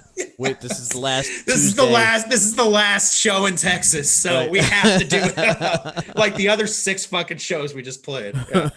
Yeah, it was awesome. I'm one of those dudes that never wants to go home. In fact, I start getting upset at the last week. Yep. That everyone else is like stoked to go home and counting down the days, and I'm like upset that they want to go home. Yeah. Like, that's who I am. Yeah. And like, there have been situations where like we could, not that I want to throw anyone under the bus, but yeah, we could have finished a few tours, but someone didn't want to finish the tour, so we didn't. Yeah. And I fight tooth and nail fucking that. I'm like, yo, you can't be doing this shit. Yep. I never want to leave. I never want to stop. Because I appreciate every fucking second that I'm out there, dude. I know exactly how hard it is to fucking get it. It's been taken away from me a couple of times, and I just appreciate the fuck out of it. And it's not a guarantee that I can do it again. Yeah. So why would I want it to stop? Like, I don't understand. Yeah, totally. And we're still at the point where touring is not a job because we don't make money. So it's just for the love of doing it. Yeah. And there is nothing like, if I were to look at the hierarchy of my life, it's, the safety of my family and friends, number 1. And then number 2 is touring. Like that's all I want. Like I would love to be out for 12 months. Obviously 12 months in a van would be tough, but I would do it.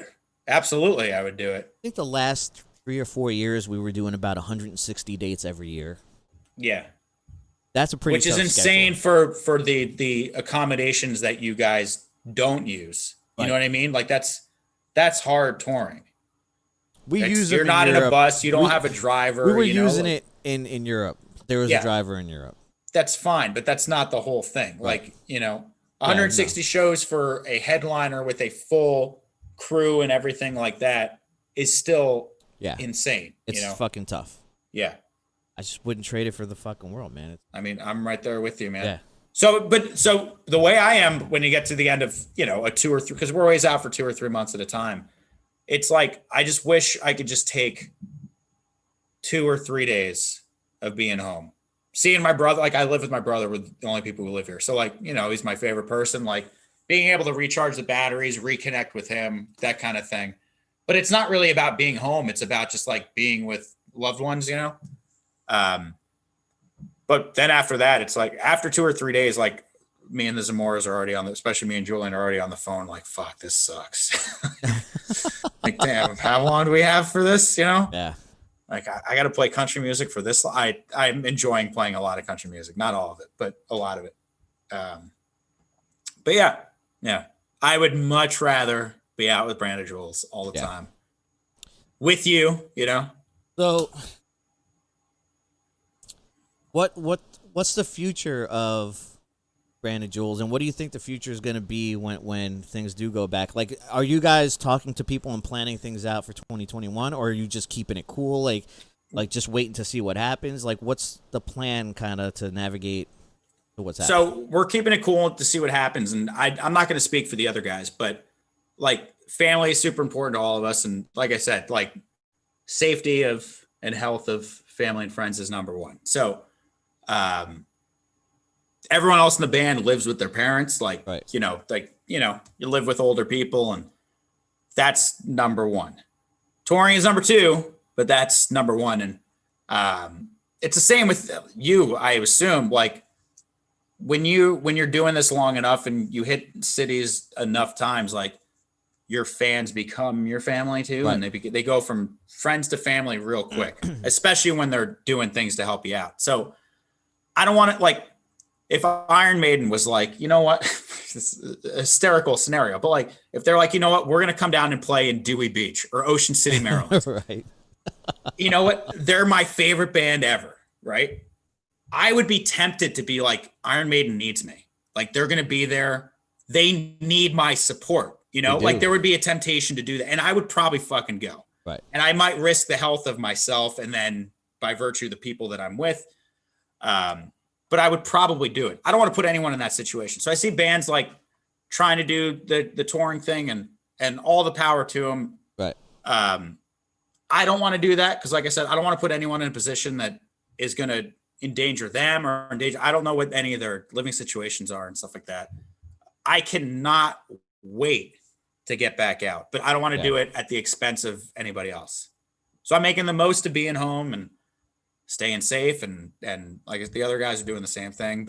And as soon as it's go, all the bands like us who are not Live Nation bands or AEG bands and stuff like that are going to be able to get to it quicker. So I think there's going to be a big boom for bands like us, which will be fantastic. And I literally can't wait, but I don't want to do it at the expense of other people. Right. It's kind of where I'm at. You know, there's like I said, that's just me. But. There's a negative side to this. We're starting to see it, especially in New York City, New Jersey, and places all around here. You know, all across America, really, is the small businesses, the venues are starting to close down, and some of them for fucking good. Yep. So there's gonna be like, Chameleon Club just closed, and that was the last show we played pre-COVID. Yeah. So there's gonna be a lot less venues to play. And they're going to be gone for good, bro. Like, you know, it's going to be hard to recover, and not just for the music industry, but like all these small businesses. Like, there's a price to pay. Yep, totally. And then similar to what you just said, which is one thing that I don't think a lot of people realize is like Brand of Julez is not a money-making entity really, but at the same time, like bands are businesses too. So like we had gotten a message, which kind of pissed me off. We got a message from someone meant well, like awesome, great person about like wants to put together this big show to get these bands to play, to make money for the venues that are going out of business. It's like, well, dude, like the bands that you want to have play are also going out of business. Right. Like the venues aren't putting on shows to save us. Which same thing. We have a lot of great relationships with a lot of venues and stuff like that. But when push comes to shove, it's like, well, they offer this great thing for us and we offer this great thing for them. And it's symbiotic, but it's not financial. So it's like if the venues are the ones paying our way, then fuck yeah. Like I'm going to return the favor and do everything I can to fund the venue because eventually they're going to pay me back.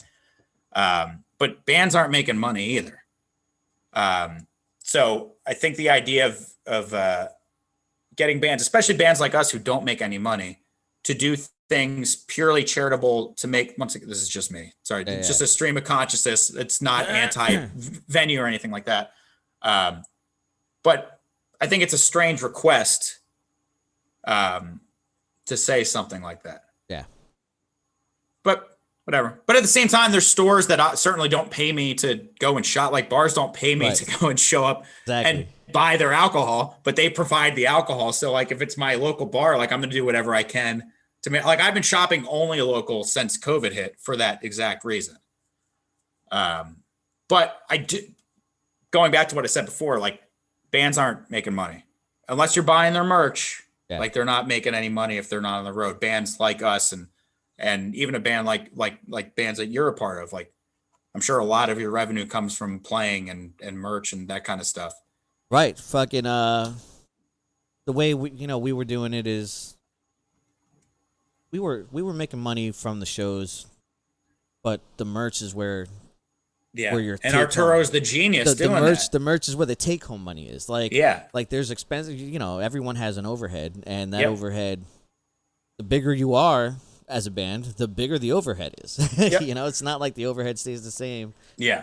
So absolutely. Yeah, there comes a time where, we're flying musicians in from other countries to play in our band. Like there's overhead, you know. So absolutely, a lot of that money would just go to the overhead, but the merch money is where your take home money is. And we were always one of those bands that did so well on fucking merch. And yeah, Arturo is a big part of that.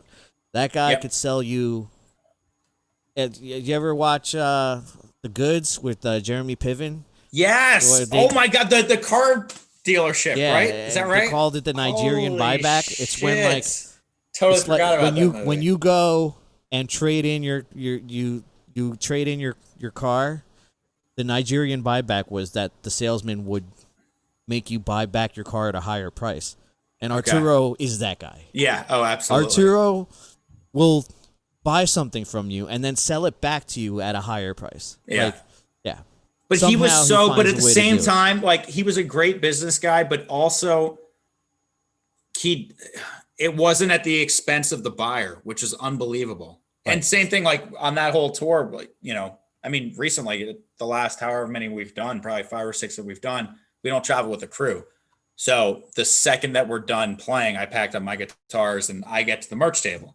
Same thing, because I'm hey, how you doing? Nice to see you. Hey, nice to, oh, it's a beautiful baby right there. Let's take a picture.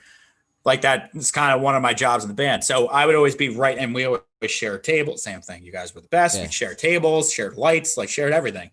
So I would get to be like, firsthand, like great learning experience watching him work. Because it was never like, I can't go lower than that. Sorry, man. Right. It was like, you know what?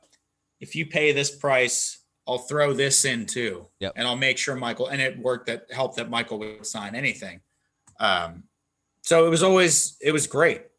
Yeah. He, a lot of bands go the way of like sex sells. They'll either put like a really hot dude or a broad fucking, they thinking like, hot dude's going to get some chicks over there. If chicks are there, they've, other dudes. Listen, Arturo's a sexy motherfucker, but, they just go the sex sells way, but Arturo is just a straight up gangster on the merch table. Absolutely. Because he'll just like, his arms, like, finds a way to wrap it around like 10 people. He'll be like, my man.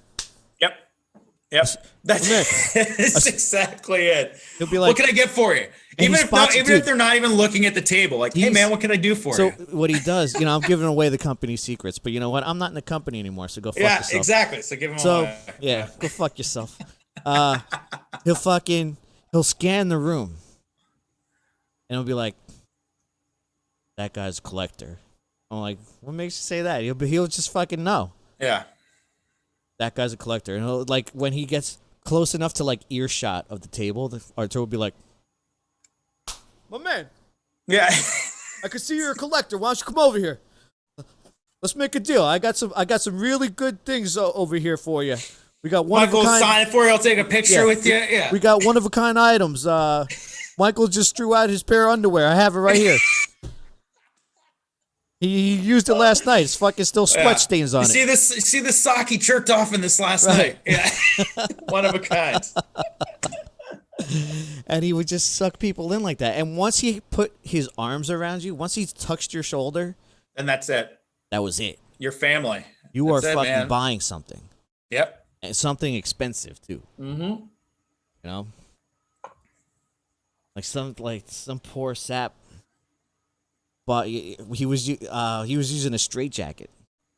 Yeah. In South America, and like some poor sucker bought a straitjacket for like a lot of money, bro. Yeah. I can't believe some of the things Arturo does. I'm like, that is pretty cool though.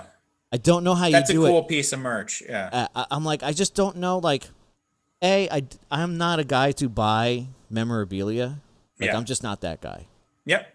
So I'm the same way. Except if as you can see, if it's sports memorabilia. I don't know the price. Like I don't think like a collector.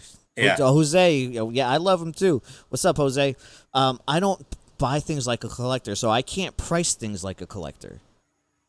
So he would come up to me and be like, "Yo, I'm gonna sell this for like $400. What do you think?" I'm like, I think you're fucking crazy. Is what I think. I wouldn't buy it for $4. Yeah, I wouldn't buy it for fucking $5. He's like, I'm telling you right now. That guy's a collector. He's gonna buy it. I'm telling you right now. $400 by the end of the night. He was like smack his lips. He fucking. That's when he was really excited. That's awesome. Yeah. Man. Fuck, dude. We've told like one tour story. Right. Well, we could talk for 7 hours. Yeah. Well, we'll just have to have you back on. Maybe we'll get you on a Blackout Friday. Whenever you want, man. Whenever I have a show this Friday, but let's do it another time. All right. Yeah. Another Friday. Fucking. Let's do like another 10 minutes, and then we'll fucking. Yeah, dude. What is an experience that you were on the road where you were like contemplating, like, why the fuck am I doing this? Is there like a moment where you had like doubts, like, well, why am I doing it at the time? Not like, why am I doing this with my life? Well, I mean, I guess that happens too. So, jeez. When doesn't that happen? No, I'm kidding. But someone's going to take my Arturo because I see Jose from fucking Milton J. He's like, Jose, what's up, like, brother? I'm not making fun of Arturo because I hate Arturo. I love Arturo too, but come on, he's the greatest guy ever. You got to admit, this is Arturo, bro. Like, that's Arturo. Like, I mean, listen, if anyone knows him, it's you. Right. You know? Dude, that guy's I'm not saying nothing that nobody knows or fucking has seen. Yeah, that guy's got a heart of gold, man. Yeah. Same thing. So I, totally unrelated, but I think we were in St. Louis. This was probably like 4 or 5 shows in. And yeah, probably 4 or 5 shows in. And did you have barbecue? No, we can't afford that shit. We heated up leftover French fries, and you guys gave us shit. And you were wearing the same fucking Darkest Hour shirt. You guys gave us shit because we were reheating French fries on the sidewalk outside of the venue. That's right. You had that little fucking the little camper grill and all that stuff. But I remember playing the show and same thing, hanging out the merch table, and Arturo was like, "Hey man, what do you want to drink?" And I'm not gonna try and do his accent, but we all know how he's the best. It's like gangster / kind of cholo, kind of what, I don't know how to explain it, but just the best. Just very Puerto Rican. That's all. The best, yeah. And he's like, "What do you want to drink?" And I was like, I can't, I don't have the money for it, man. Like, I got some natural lights or some bush lights in the trailer, I'll drink those. And I got a bottle of whiskey back there. I'm not sure of what he did, but I imagine him be like, "Don't worry, come here, I got you." And he fucking just taps you on the fucking shoulder. That is literally exactly what happened. And we walked up to the bar, and he went up to the bartender, and he said, "Hey, honey, what's your name? Blah, blah, blah." Same thing. He said, "Hey, I want a $30 credit for him. Only him." Right. Don't tell your bandmates. I was like, all right. It's like, cool. What's the cheapest beer you got? They're like, "It's so-and-so for $3. I was like, great. I'm going to get 10 of those, basically. I'm going to get 9 of those. Here's $3 tip. Buy something nice for yourself, right, kind of thing. And that was the first, like, really, really unwarranted but super nice gesture. It was like friendly and cordial up until that point. And then after that was when, if I remember right, we were supposed to go to Kansas City. Sorry, this is totally, remember you were saying that when did I not want to tour? This is completely different. Right. We could say that the Kansas City thing. Say that for another podcast. We were supposed to go to Kansas City. We were supposed to go to Sioux Falls. That was and when Michael had to go home for the dental surgery. So then we went to Colorado like 5 days early. And we basically had vacation at this chick, this awesome girl, Roxanne. She's a photographer for the radio station there. She's the best. Right. So we spent like 5 days in paradise, basically. And then we reconvened with you guys at Springs at the new Sunshine Studios when they rebuilt it, which is a whole different story in itself. Fucking Satan's Blood. Remember that? Yeah. Oh, my God. Yeah. Fucking but yeah, like St. Louis, I think was the last show before like that week off that we had essentially. Can you describe to people what getting 8 million skull hot extract? Okay, all right. So hot chili pepper so we'll extract. tell this. So we'll tell this story. Yeah. So we showed up and got to the show early, and there were three. I'll tell this story because there were three girls outside the venue. So I did what I would normally do and walked up and said hi, and they knew Arturo, they knew Mike, like they're like super fans kind of thing. And Howard is super into hot sauce. Arturo is super into hot sauce. We talked about barbecue, all that kind of stuff. So we walk in. Michael still isn't back yet, I don't think. Because I think he flew to Denver, I think. Yeah. Is that right? And he had to rent a car. He rented a car. Drive from Denver to Springs. That's right. So we're in the backstage area, which the Sunshine Studios backstage area, it's one room. It's a big room with a sink, a kitchenette, bathroom, that kind of stuff. So we're back there.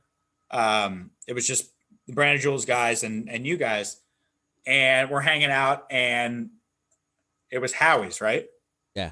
So of course it was. Hey man, you like hot sauce, right? I heard you're big time barbecue. I said, yeah, absolutely. Super into it. And because Arturo probably told him, he's like, hey man, you got to check this out.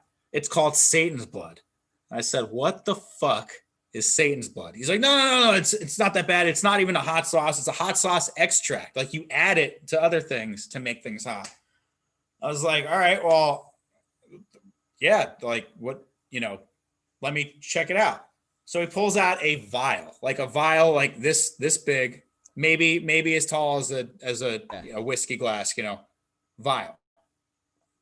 I was like, what the fuck is this shit? So I held it out as a normal kind of thing. I was like, listen, I'm going to give it a sniff. And I popped the cap of this vial, like a vial that in the medieval times they would store blood in kind of thing, pop the cap, stand there. Within. Not only does he pop the cap, but he pops the cap like he's like looking at it really close. No, I wasn't though. That was the crazy thing. It wasn't right in front of my face. It was like a normal way, just pop the cap, like probably that distance. And everyone's kind of looking, and I was like, "Holy fuck!" Like, what's wrong? It's like And we gave you I think I just got it in my eye. We gave you a disclaimer too. So before he opens this, like the bottle says, don't touch this with your skin. Like like there's warning labels all over the place. And we're I popped it a normal arm's length just to sniff it. But when I popped it, that one little droplet got right in my eye. Immediate panic. Oh my God, I'm going to die. Fortunately, like I said before, there was a kitchenette there. So immediately I run there after just, washing my hair and getting it looking all nice. I just dip my head underneath the sink, and it's just pouring water into my eye. And and the second I was like, I'm pretty sure some of it got in my eye. I see everyone's smile just drop to holy shit. So I'm there just flushing out. My band wasn't there. That's right. It was just me there, just with you guys. So then I think the Zamoras and Frankie showed up. Yeah. And they're like, what's going on? You're like, I'm pretty sure we just killed your lead guitar player. Yeah, I'm pretty sure he's dead. So flushed my eye out for however long it was and threw some sunglasses on, and then it comes back, those three girls that were out front who were super, super nice. One of them had some problems with their eyes and stuff like that and had these medicated drops. So I remember. So she put the drops in my eye, and by that time I was kind of good to go. And then Michael came back, and I was like, hey man, like, hope your tooth's okay, and blah, blah, blah. And I remember the one chick was like straight out of jail or something. Remember? Oh, dude. So this was the best story ever. Like, I hope she's listening because I do think this is the greatest story ever. But yeah, she had gotten out of jail 5 days prior. And she was in for probably half a year or something like that. And it had to do with, I'm not going to mention her name or anything, but it had to do with, a cheating person and blah, blah, blah. And the weapon of choice was a 2x4. And I autographed and signed that same 2x4. I think it was the same. It probably wasn't the same one because that's like not a murder weapon. Nobody died, but like probably a piece of evidence. I don't know if it was the same one, but I remember autographing a 2x4 thinking this is one of the more odd but amazing things that I've ever done in my life. And they were great. And then they came to the show at Springs the next day, or at Denver the next day. I specifically remember that because I think someone drove around. Maybe it was me. I drove one of them to fucking get the fucking drops. Okay. You might have. That might be true. Yeah. Yeah. Thanks, man. Funny. Hey, you're welcome, buddy. Save my vision. Yeah. Right. Yeah. It was brutal. Blast, 8 million skull of fucking like hot chili pepper extract. Yeah. It's not even sauce. It's chili pepper extract. Yep. It was straight in your eye. It was awful. Yeah. But could have been a lot worse. I was right next to a sink and you know, had a good support system around me. It's great. Yeah.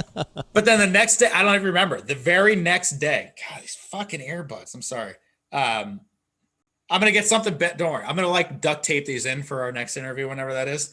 But our very next day, the next show was in Denver at, not Buffalo Rose. That's in Golden. No, Herman's Hideaway.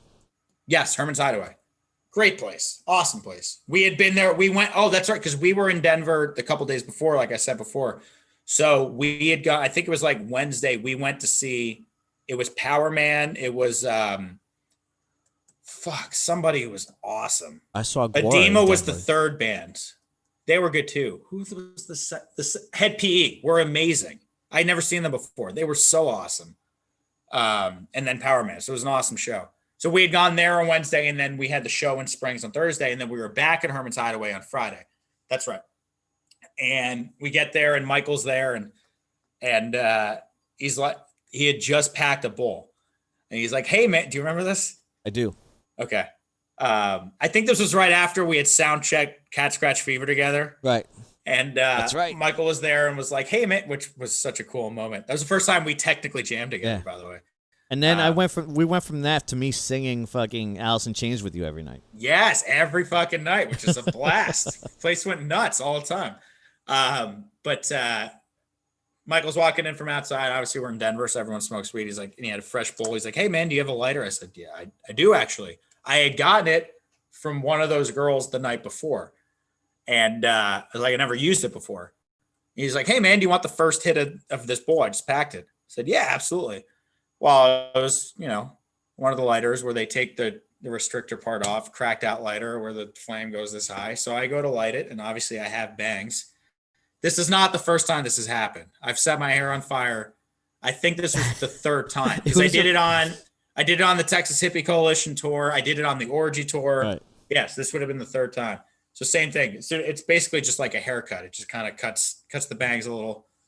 But the smell of burnt hair is like the worst thing in the world, and it goes through everything. So then same thing. There's Michael Graves like slapping me in the face trying to put the fire out. I like fucking set my hair on fire trying to light this bowl. Everyone's like, "What is that smell?" Michael's like, "Yeah, Nicky from Jersey just lit his hair on fire." Yeah. 2 days in a row. 2 days in a row. Fucking danger. But it was only 2 days. There was no third day. It was a rough little go for you there. Mm-hmm. I remember that trip out to Colorado because on those days off, I went. Guar was playing in Denver, and one of my really good friends is the light guy for Guar. Okay. And me, Howie, and Adam were just there by ourselves because everyone had left us. We were just alone. Yep. And me, Howie, and Adam watched Guar. Adam got firsthand experience of why you don't go up to the front during a Gore concert. He was just drenched in fake blood. Did you guys bring white t-shirts or? He did. Okay. Okay. But I was like in the back, just fucking hanging out. Like I knew well enough to like my days of like seeing Guar up front are over. You know I gotcha. I mean? Yeah, absolutely. So like I'm over there by Tito, just hanging out by the lights, and then like we had a VIP section where you could watch the show, and like the blood couldn't reach the VIP section. So I was so like awesome. Just hanging out there, just having a great time. But Adam was just like, he wanted to hang out with people and like be like closer to the thing. I'm like, I'm telling you. He's like, "Oh, whatever, man." Comes back, he's just drenched in fake blood. Yep. Yeah. Just it's like, cool, you're ready to throw that t-shirt out, right? Yeah. Like, no, I'm never washing this again. Yeah. Are there any, I can't see the chat. Are there any questions or anything like that you want to? People were asking us about like what your general rules of the road are. People are laughing about Arturo and the Scovilles. MD 2020 shots. Yeah, they're disgusting. Mad Dog, yeah. Right. Yeah, absolutely. People talking about my dog. Getting stuck in Texas is brutal. Yeah, just random things here. All right, so rules of the road. Let's go back and forth, lightning round. Right. Number 1 for me, Planet Fitness. If you're going to do any time on the road for anything, to buy a shower at a gas station, like, yeah, it's going to be nicer, but that's like $12, I think, a shower. Right. Planet Fitness is $20 for the whole month. We go and we work out. That's like the highlight of my day when we're on tour, besides the show, obviously, to get to Planet Fitness, because then you get to just do your own thing, work out, be healthy for however much time you have there, and then enjoy your own time, because we live in a van, so you don't get any alone time.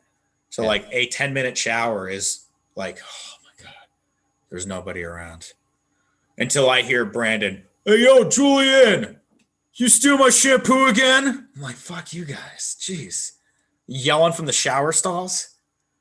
So yeah, that would be number 1 for me. I think a big deal for a lot of people is that they bite more than they can chew. Mm-hmm. And that's a big deal, man. Like, if you're not willing to pay the price the day after you party, then you shouldn't party. Yeah. Okay? Agreed. Listen, everyone feels shitty and everyone hates load in. But we're all in this together and we all got to do it at the time that we agreed to fucking do it, right? So like, if you can't fucking handle it, then maybe you shouldn't then you're not part of the crew that goes out after the show and parties. You know what I mean? Yep. Like, know your role, know yourself, and don't overextend. And if you do overextend, fucking nut up and fucking do what you gotta do is pretty much a big one. So going along with that, also look out, piggyback on that, look out for your brothers, like your band of brothers. So doesn't have to be your band, but yeah, I will say that I got bailed out big time, because it had been probably 6 weeks at this point that we had been together. Same thing, through the trenches, helping each other out, sharing backline. Like, we did everything together. And we had the show in Tampa, and not to get in the specifics, but I took Frankie with me to a place that wasn't the van. And we went wild all night, right, and had to get an Uber back to the van. And then we had to drive to Orlando, Winter Park, the bar in Winter Park that we played. We played there, and the Haven. Played there. The Haven, right? The Haven, yeah. Showed up to the Haven, and I've probably never felt worse in my life. Right. But I remember walking in, looking like absolute garbage. And everyone, like, we had all gone pretty hard. I remember Adam went hard too.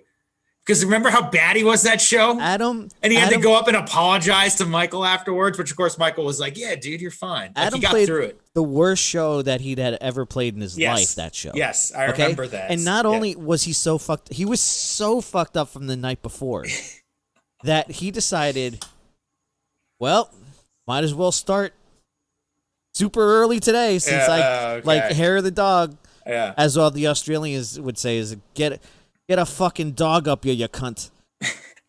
That's what Australians say. Okay.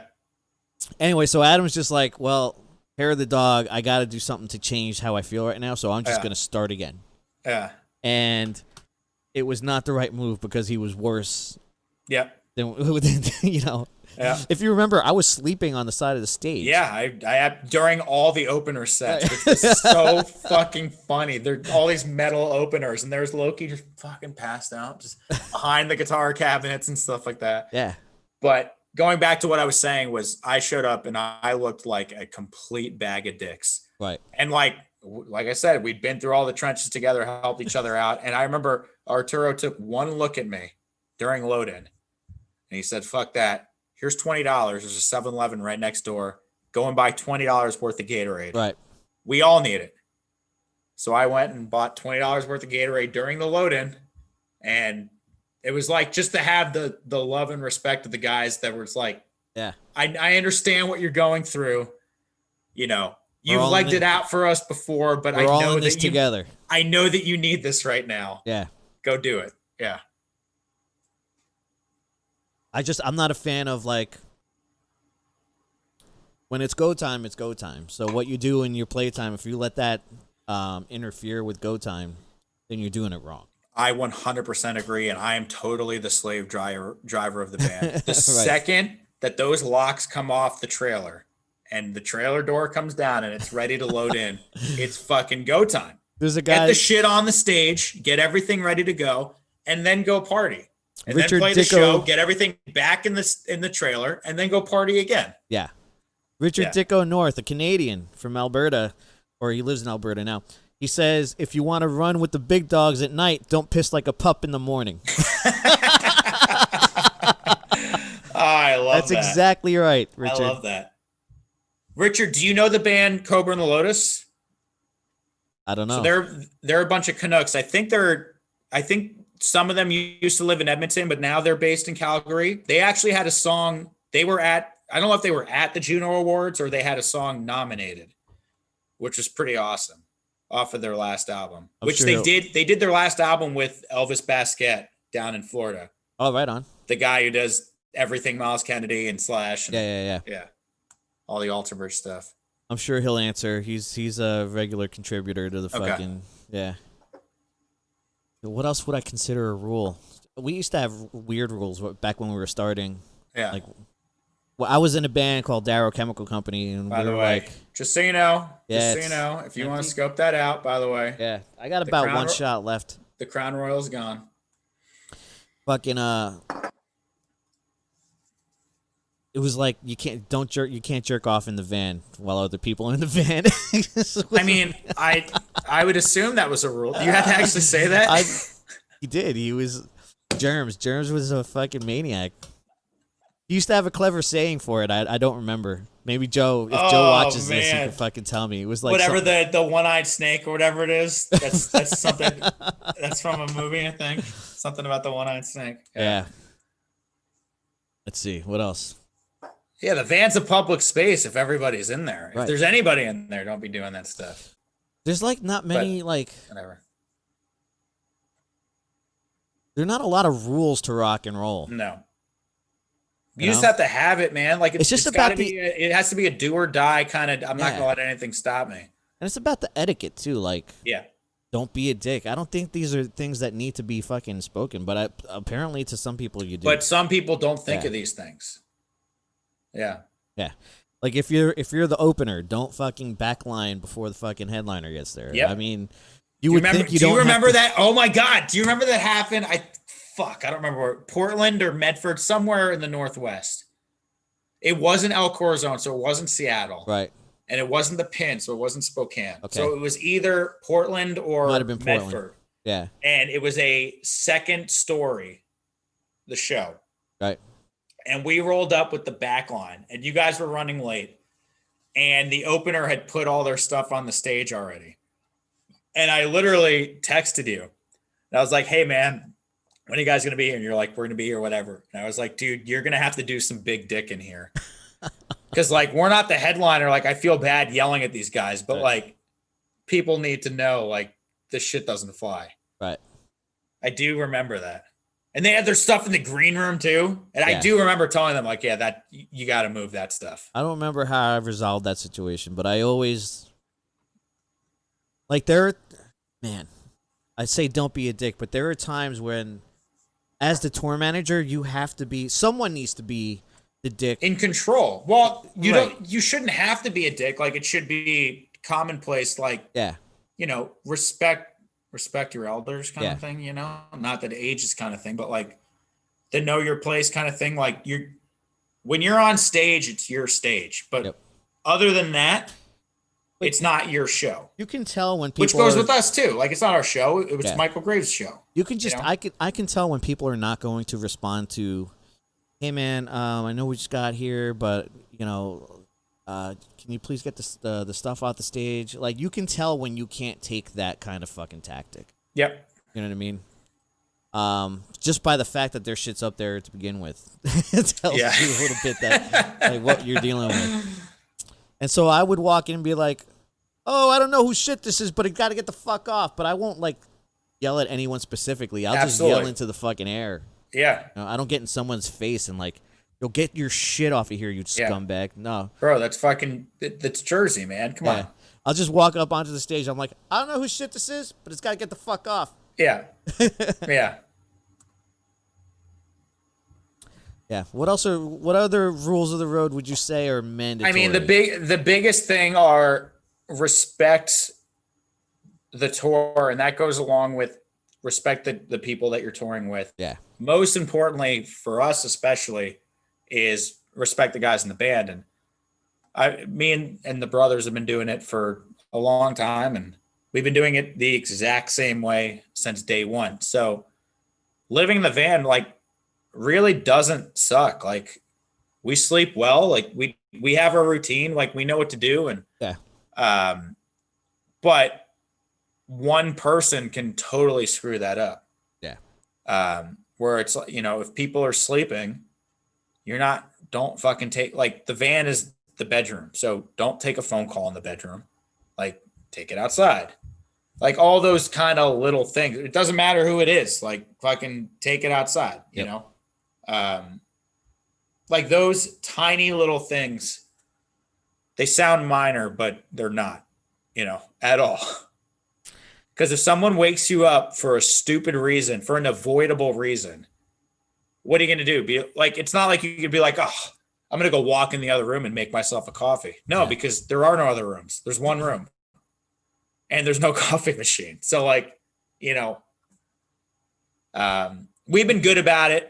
What was a big thing for us was being on time.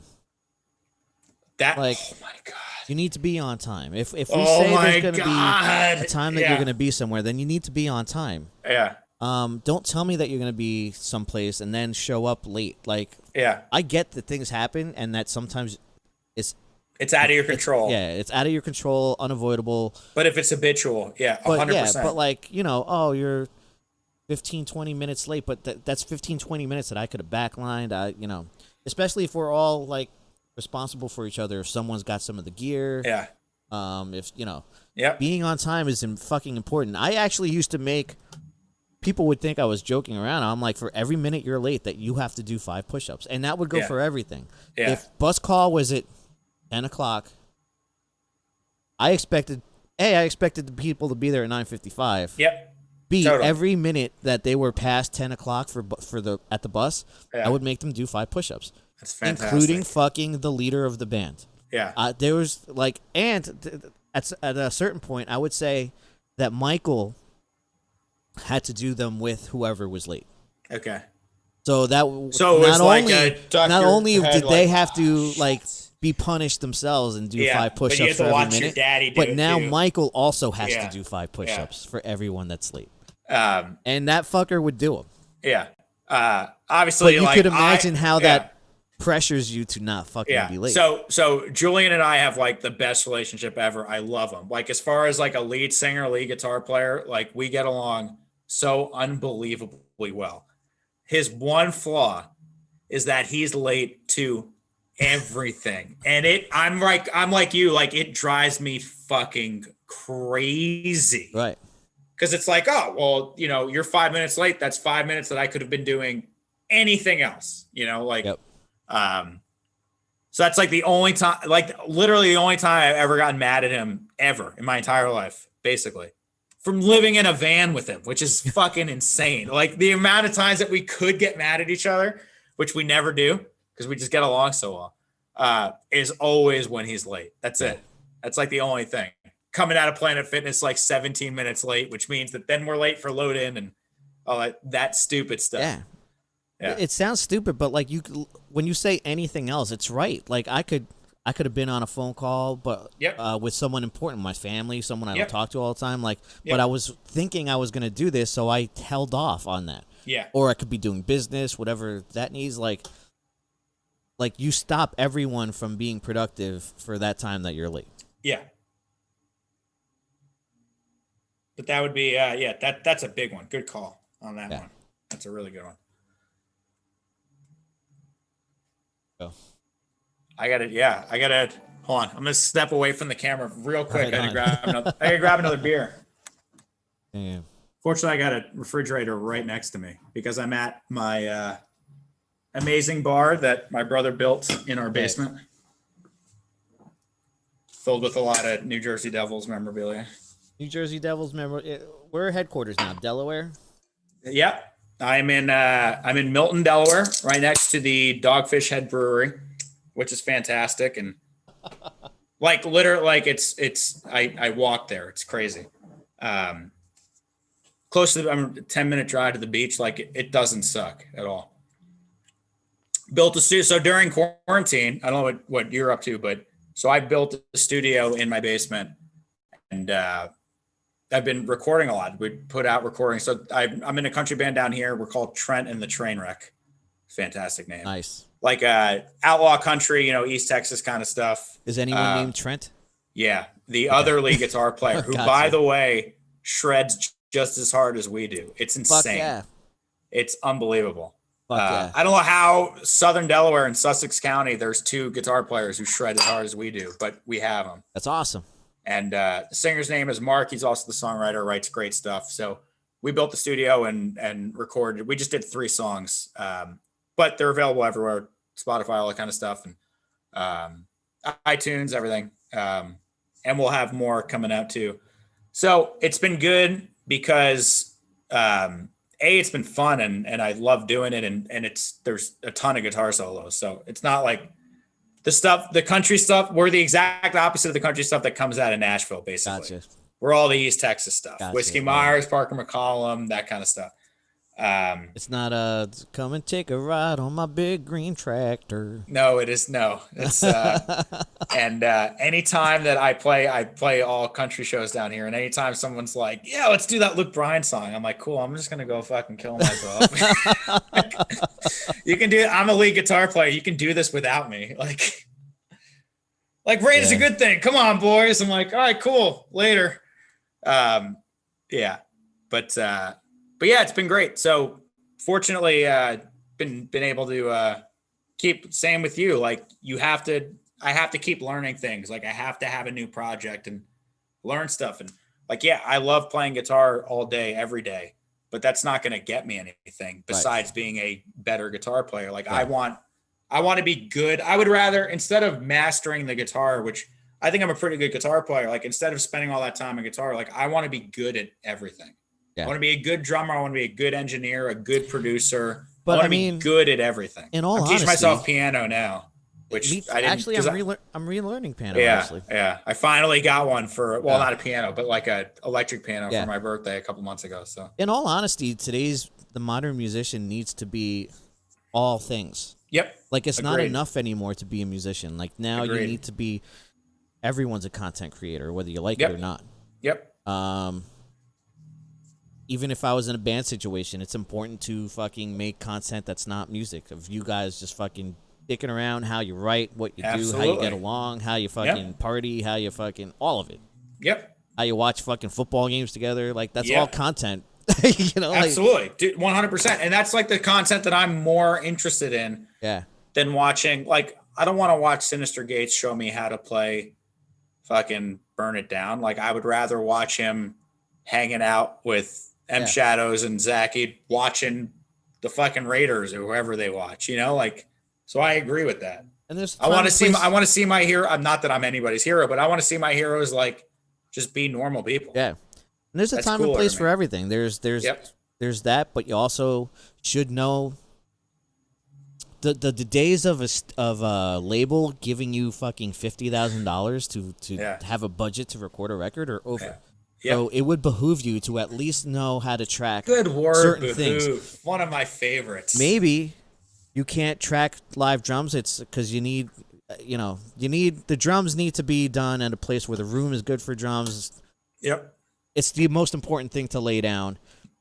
In this day and age, guitar, bass, like you could probably do that. I could do that here and make it sound fucking top quality. Totally. Okay, and then the other thing is maybe you want a pro to get some vocals done. Yep. But you should at least know how to do some things, because the budget, those days are over. You're not getting money for that. 100%. And you need to be like a master of kind of all things. Yep.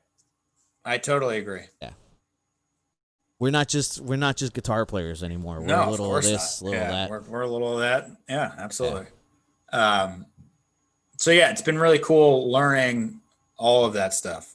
And especially like I said before, like I went to school for math and stats. Like I'm all about math. I went to school. I went to school for math and statistics. And I do math and the statistics study about how many people die from meth. Christ.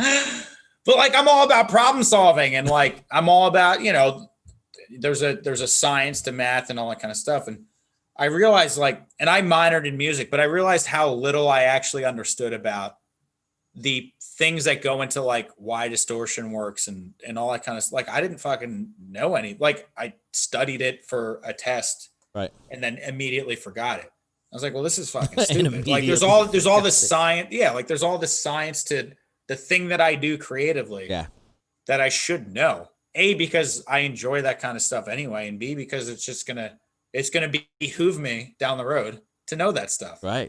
I love that word, by the way. I was doing this VIP thing with this guy Bruce Johnson, who was in the Beast Boys for a minute, but old school rock and roller. Yeah. And he was telling me that the first time someone got that sound of like breaking up distortion was completely by accident. They were driving to the studio, the amp, the cabinet fell out of the fucking van, and the speaker tore.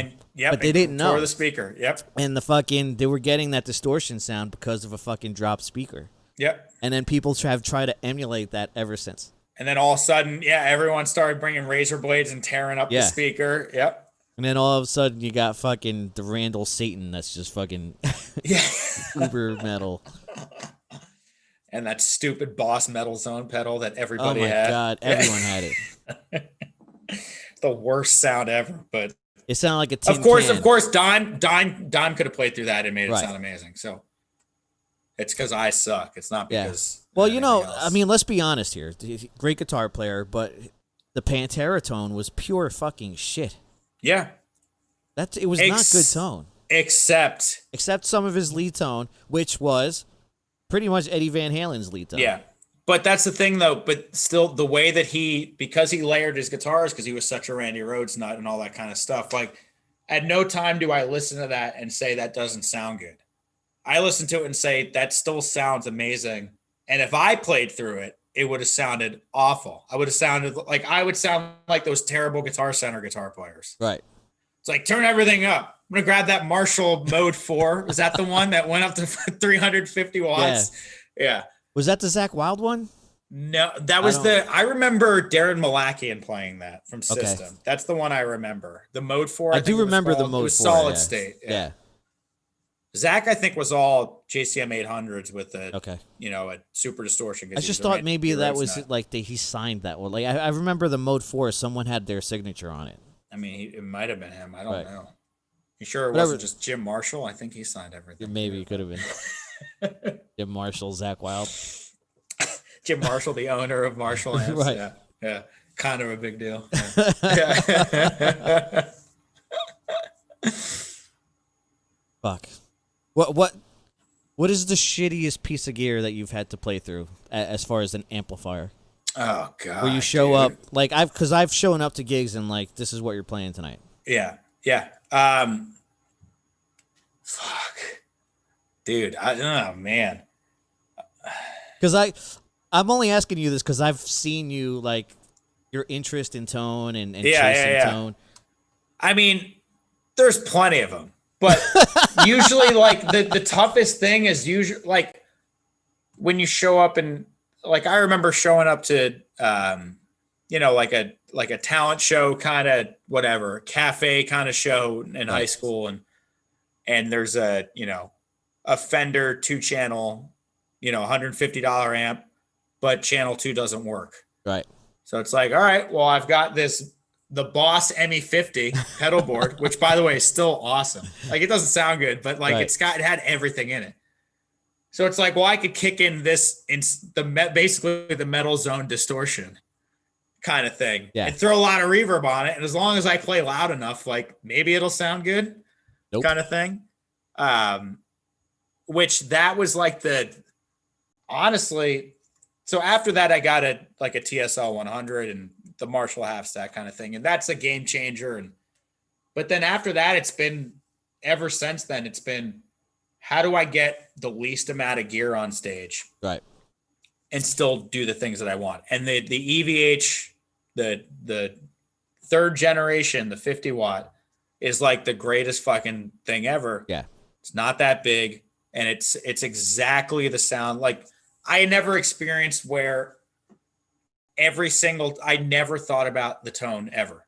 Like even the Marshall, like there were certain times where it's like, oh man, the yellow channel isn't quite breaking up the way I want it. Good thing I have this little distortion pedal in front of it or overdrive pedal that I could push it a little bit.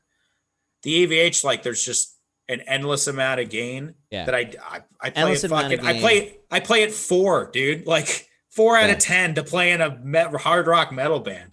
And it sounds great. So I used the EVH and I was in a fucking like Swedish melodic death metal band. Yeah. Yeah.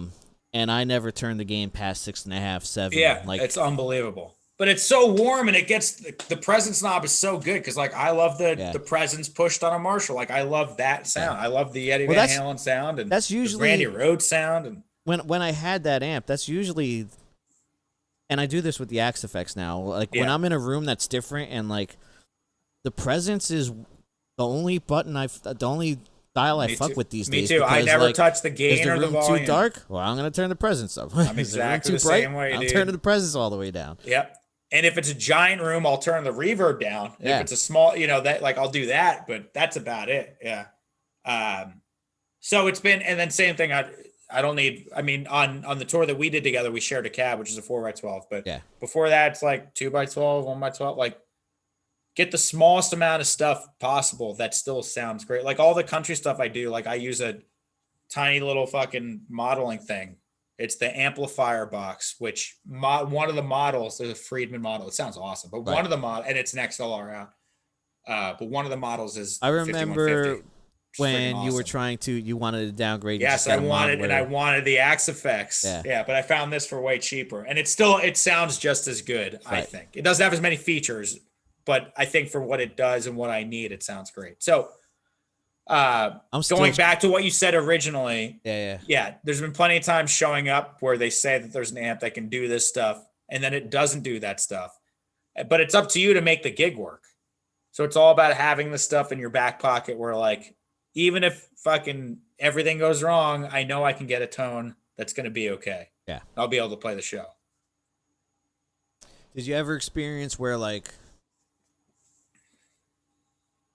you're playing like just a fucking venue that's huge, the monitor situation is not the best, and like you kind of just, you could hear your footsteps more than you can hear your fucking self all the time, like all the time. It's kind of a bummer, right? It like takes away from your performance because you're kind of thinking of, in the back of your head, you're like not happy. Yeah, I'm so used to it at this point, and I go out of, I'm not gonna say I go out of my way for sound guys, but like I understand that the lower the stage volume, the better the overall sound can be. Like I understand all that. But to give a funny example, this is a good one. So we were playing in Ocean City, Maryland, and we were direct support for Puddle of Mud. And they went and sound checked. And Arturo's saying hello, by the way. He just joined us on the chat. Oh, my dude, what's up, brother? Arturo, you just missed a whole section. You missed it. We talked about you forever. Yeah. But we were at Cowboy Coast. I remember the place. And the sound guy, this was like 2 summers ago, I think. I was on the same side of the stage as the guitar player for Puddle of Mud. And we had played a bunch of shows with them, shared backline, all that kind of stuff. And I said to the sound guy, I was like, hey man, could you turn down, I don't need any lead vocal on my monitor. Like just my guitar and my vocal. I'm good. There's a smaller stage, like there's side fills, like it's gonna be fine. And he said, I'm not doing that. I was like, what do you mean? He's like, well, it just took me 2 hours to do the sound for Puddle of Mud. I'm not touching anything. You don't I was like, have well, set, like I was like, well, presets? you're still on the clock. Like, you're getting Right. paid to do sound for us. Like, I'm telling you, just take the lead vocal out. I'll be okay. It's Also, like, you can mark things down. exactly. Well, yeah. So yeah, imagine dealing with that. Same thing. We're direct support for Puddle Mud's a sold out show, all that kind of stuff. It's like, I'm not doing that. I said, all right, well, that's fine. So here's what's going to happen. Hold on a second. Is the Puddle of Mud dude the guy who's just getting made fun of for doing the Yes, the Nirvana song, right? Whatever Nirvana song it was, about a girl. Yeah. So it is the same band. All right, that's Wes Scanlon. Continue. Yeah. So I said to the sound guy, I was like, "Well, listen, here's what's going to happen. I'm telling you what's going to happen. I'm going to unplug the monitor, and I'm going to turn my stage volume up so that I can hear it, and you're going to have to deal with it." He's like, "Well, how are you going to hear a vocal?" I was like, "It'll be fine. I don't need to hear my vocal. I sing loud enough. That's what's going to happen." He's like, "If you want to play without a monitor, yeah, go ahead." So I unplugged the monitor, cranked my stage volume as like which I realized was not the best for the show, but it's like, like, fuck you, dude. Like, I do need to be able to hear myself. And we played the show. It was a great show, great response. Puddle Mud goes up. He doesn't plug the monitor back in. Oh no. They start playing like however far in, and the guitarist just starts screaming at the fucking what the sound fuck guy. Are you doing? And then this old dude has to run up and plug the monitor back in and then reset everything, and it was so fucking funny. So you had to reset everything anyway. Yeah, which I was like, dude, fuck you, man. Right. Like, it's not like my request is so crazy. Like, can I get a little bit of kick drum and this amount of bass? But like, can I get a little reverb on the stage left vocal? It was none of that. It was just put my guitar and my vocal in. Like, it's nice and easy. That's what I'm used to. Keep it easy. I could do a whole show on shitty sound guys. Yeah, exactly. I could do a whole show. Oh my, dude. Me too, man. The first time we ever played in Vegas was on the Boba Flex tour, and Julian still tells the story. He's like, dude, I thought you were gonna knock the fucking. Where'd you play in guy. Vegas? I don't. It was off the strip. I don't. Okay. It was not Dive Bar. But yeah, I was giving it to the sound guy. Right. And same thing. He's like, well, I'm the blah blah blah. I'm the sound guy. I don't work for you, whatever. Right. I work for Boba Flex. And I was like, well, I work for the touring band, is what he said. I was like, well, we're from New York City. We are one of the touring bands. Right. So fucking do work for us. Because he was telling, he's like, you don't get to put your drums on stage. They have to be off stage. Because that's where the local bands go. We're like, well, we're not a local band. We're on the tour, So it was like that kind of thing. Right. Not that I was like flexing like we're on the tour, but like, come on, dude. Sometimes like, you gotta. We're not a local band. Right. Like we're 3,000 miles away, So yeah, totally. I could talk for 5 hours about. They all have a lot of musicians completely fine. A lot of musicians suck and have an ego complex. Yeah. But at the same time, like, you should be able to distinguish when a guy is just wants to do his job. Like, these aren't like outworldly requests. The sound guys sometimes, man, they go to the club that they work at, and like they're like just a good old boy at the club. Yeah. And it's just the best that the club can do. Yeah. And they get shit faced every night at said club. Absolutely. And they don't give a fuck about the world. They don't give a fuck. They don't give a fuck about themselves. They don't give a fuck about the bar. They don't give a fuck about you, certainly. Yep. And they do the minimum amount of fucking, like, literally they just have a bad attitude. Like, even just minimum. Unwrapping the chords, you could tell right away, like the way they unwrap it, just like. And like, we kick on, like, we use 3-channel amps. We kick on our own lead boost. Like, literally all you have to do is just set the normal volume. Yeah. And then just step away for the whole show. Like, that's it. Just get the monitors right. Get the front of house right. We're good for the rest of it. The monitors. I know how to stand up next to a microphone if I need to sing louder and stand back from it. Like, we've been doing this long enough. That's one of the things about when we toured in Europe. We had our own sound guy. Yeah. Who was the fucking best. Yeah.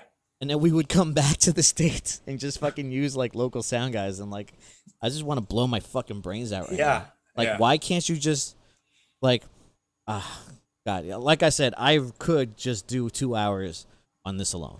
Yep. How about this? Let's make a deal real quick, because we're going to do another tour together at some point, you and I. Whenever that happens, if we're in separate bands, I will be your sound guy, and you can be my sound guy. We should have done. That's the way it should have been. I know. Especially because I know so much more about that stuff now. Yeah. Me too, actually. I fucking yeah. So now we can work with the local sound guys, but right. But if they suck, but some of them are good. There's some fucking places I love. There's playing some they're great. They're unbelievable, and they're the nicest guys ever. A lot of those guys are the ones who have done tours with other people, and they know how it works. And you gotta know your sound guy too. Sometimes you know that you have to maybe like smoke them up a bit.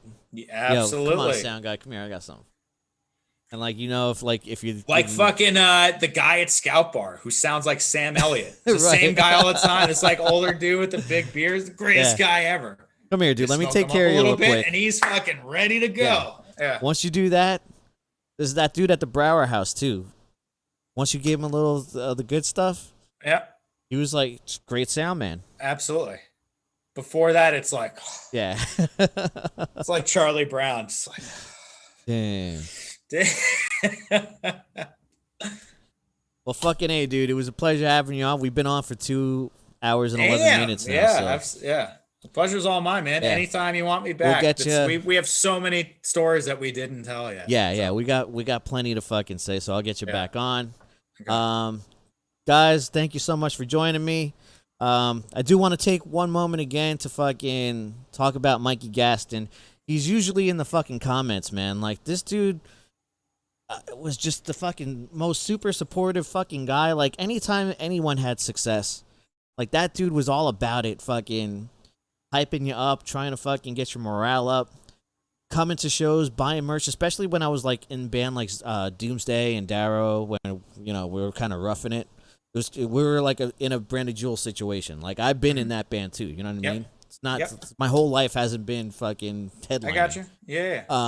And fucking Mikey Gaston was always there supporting and doing his, what he could do, but also personally for me, just a fucking good fucking friend, man. So unfortunately yesterday I found out the news that he wasn't around anymore. So Mikey Gaston, I love you. I'll miss you.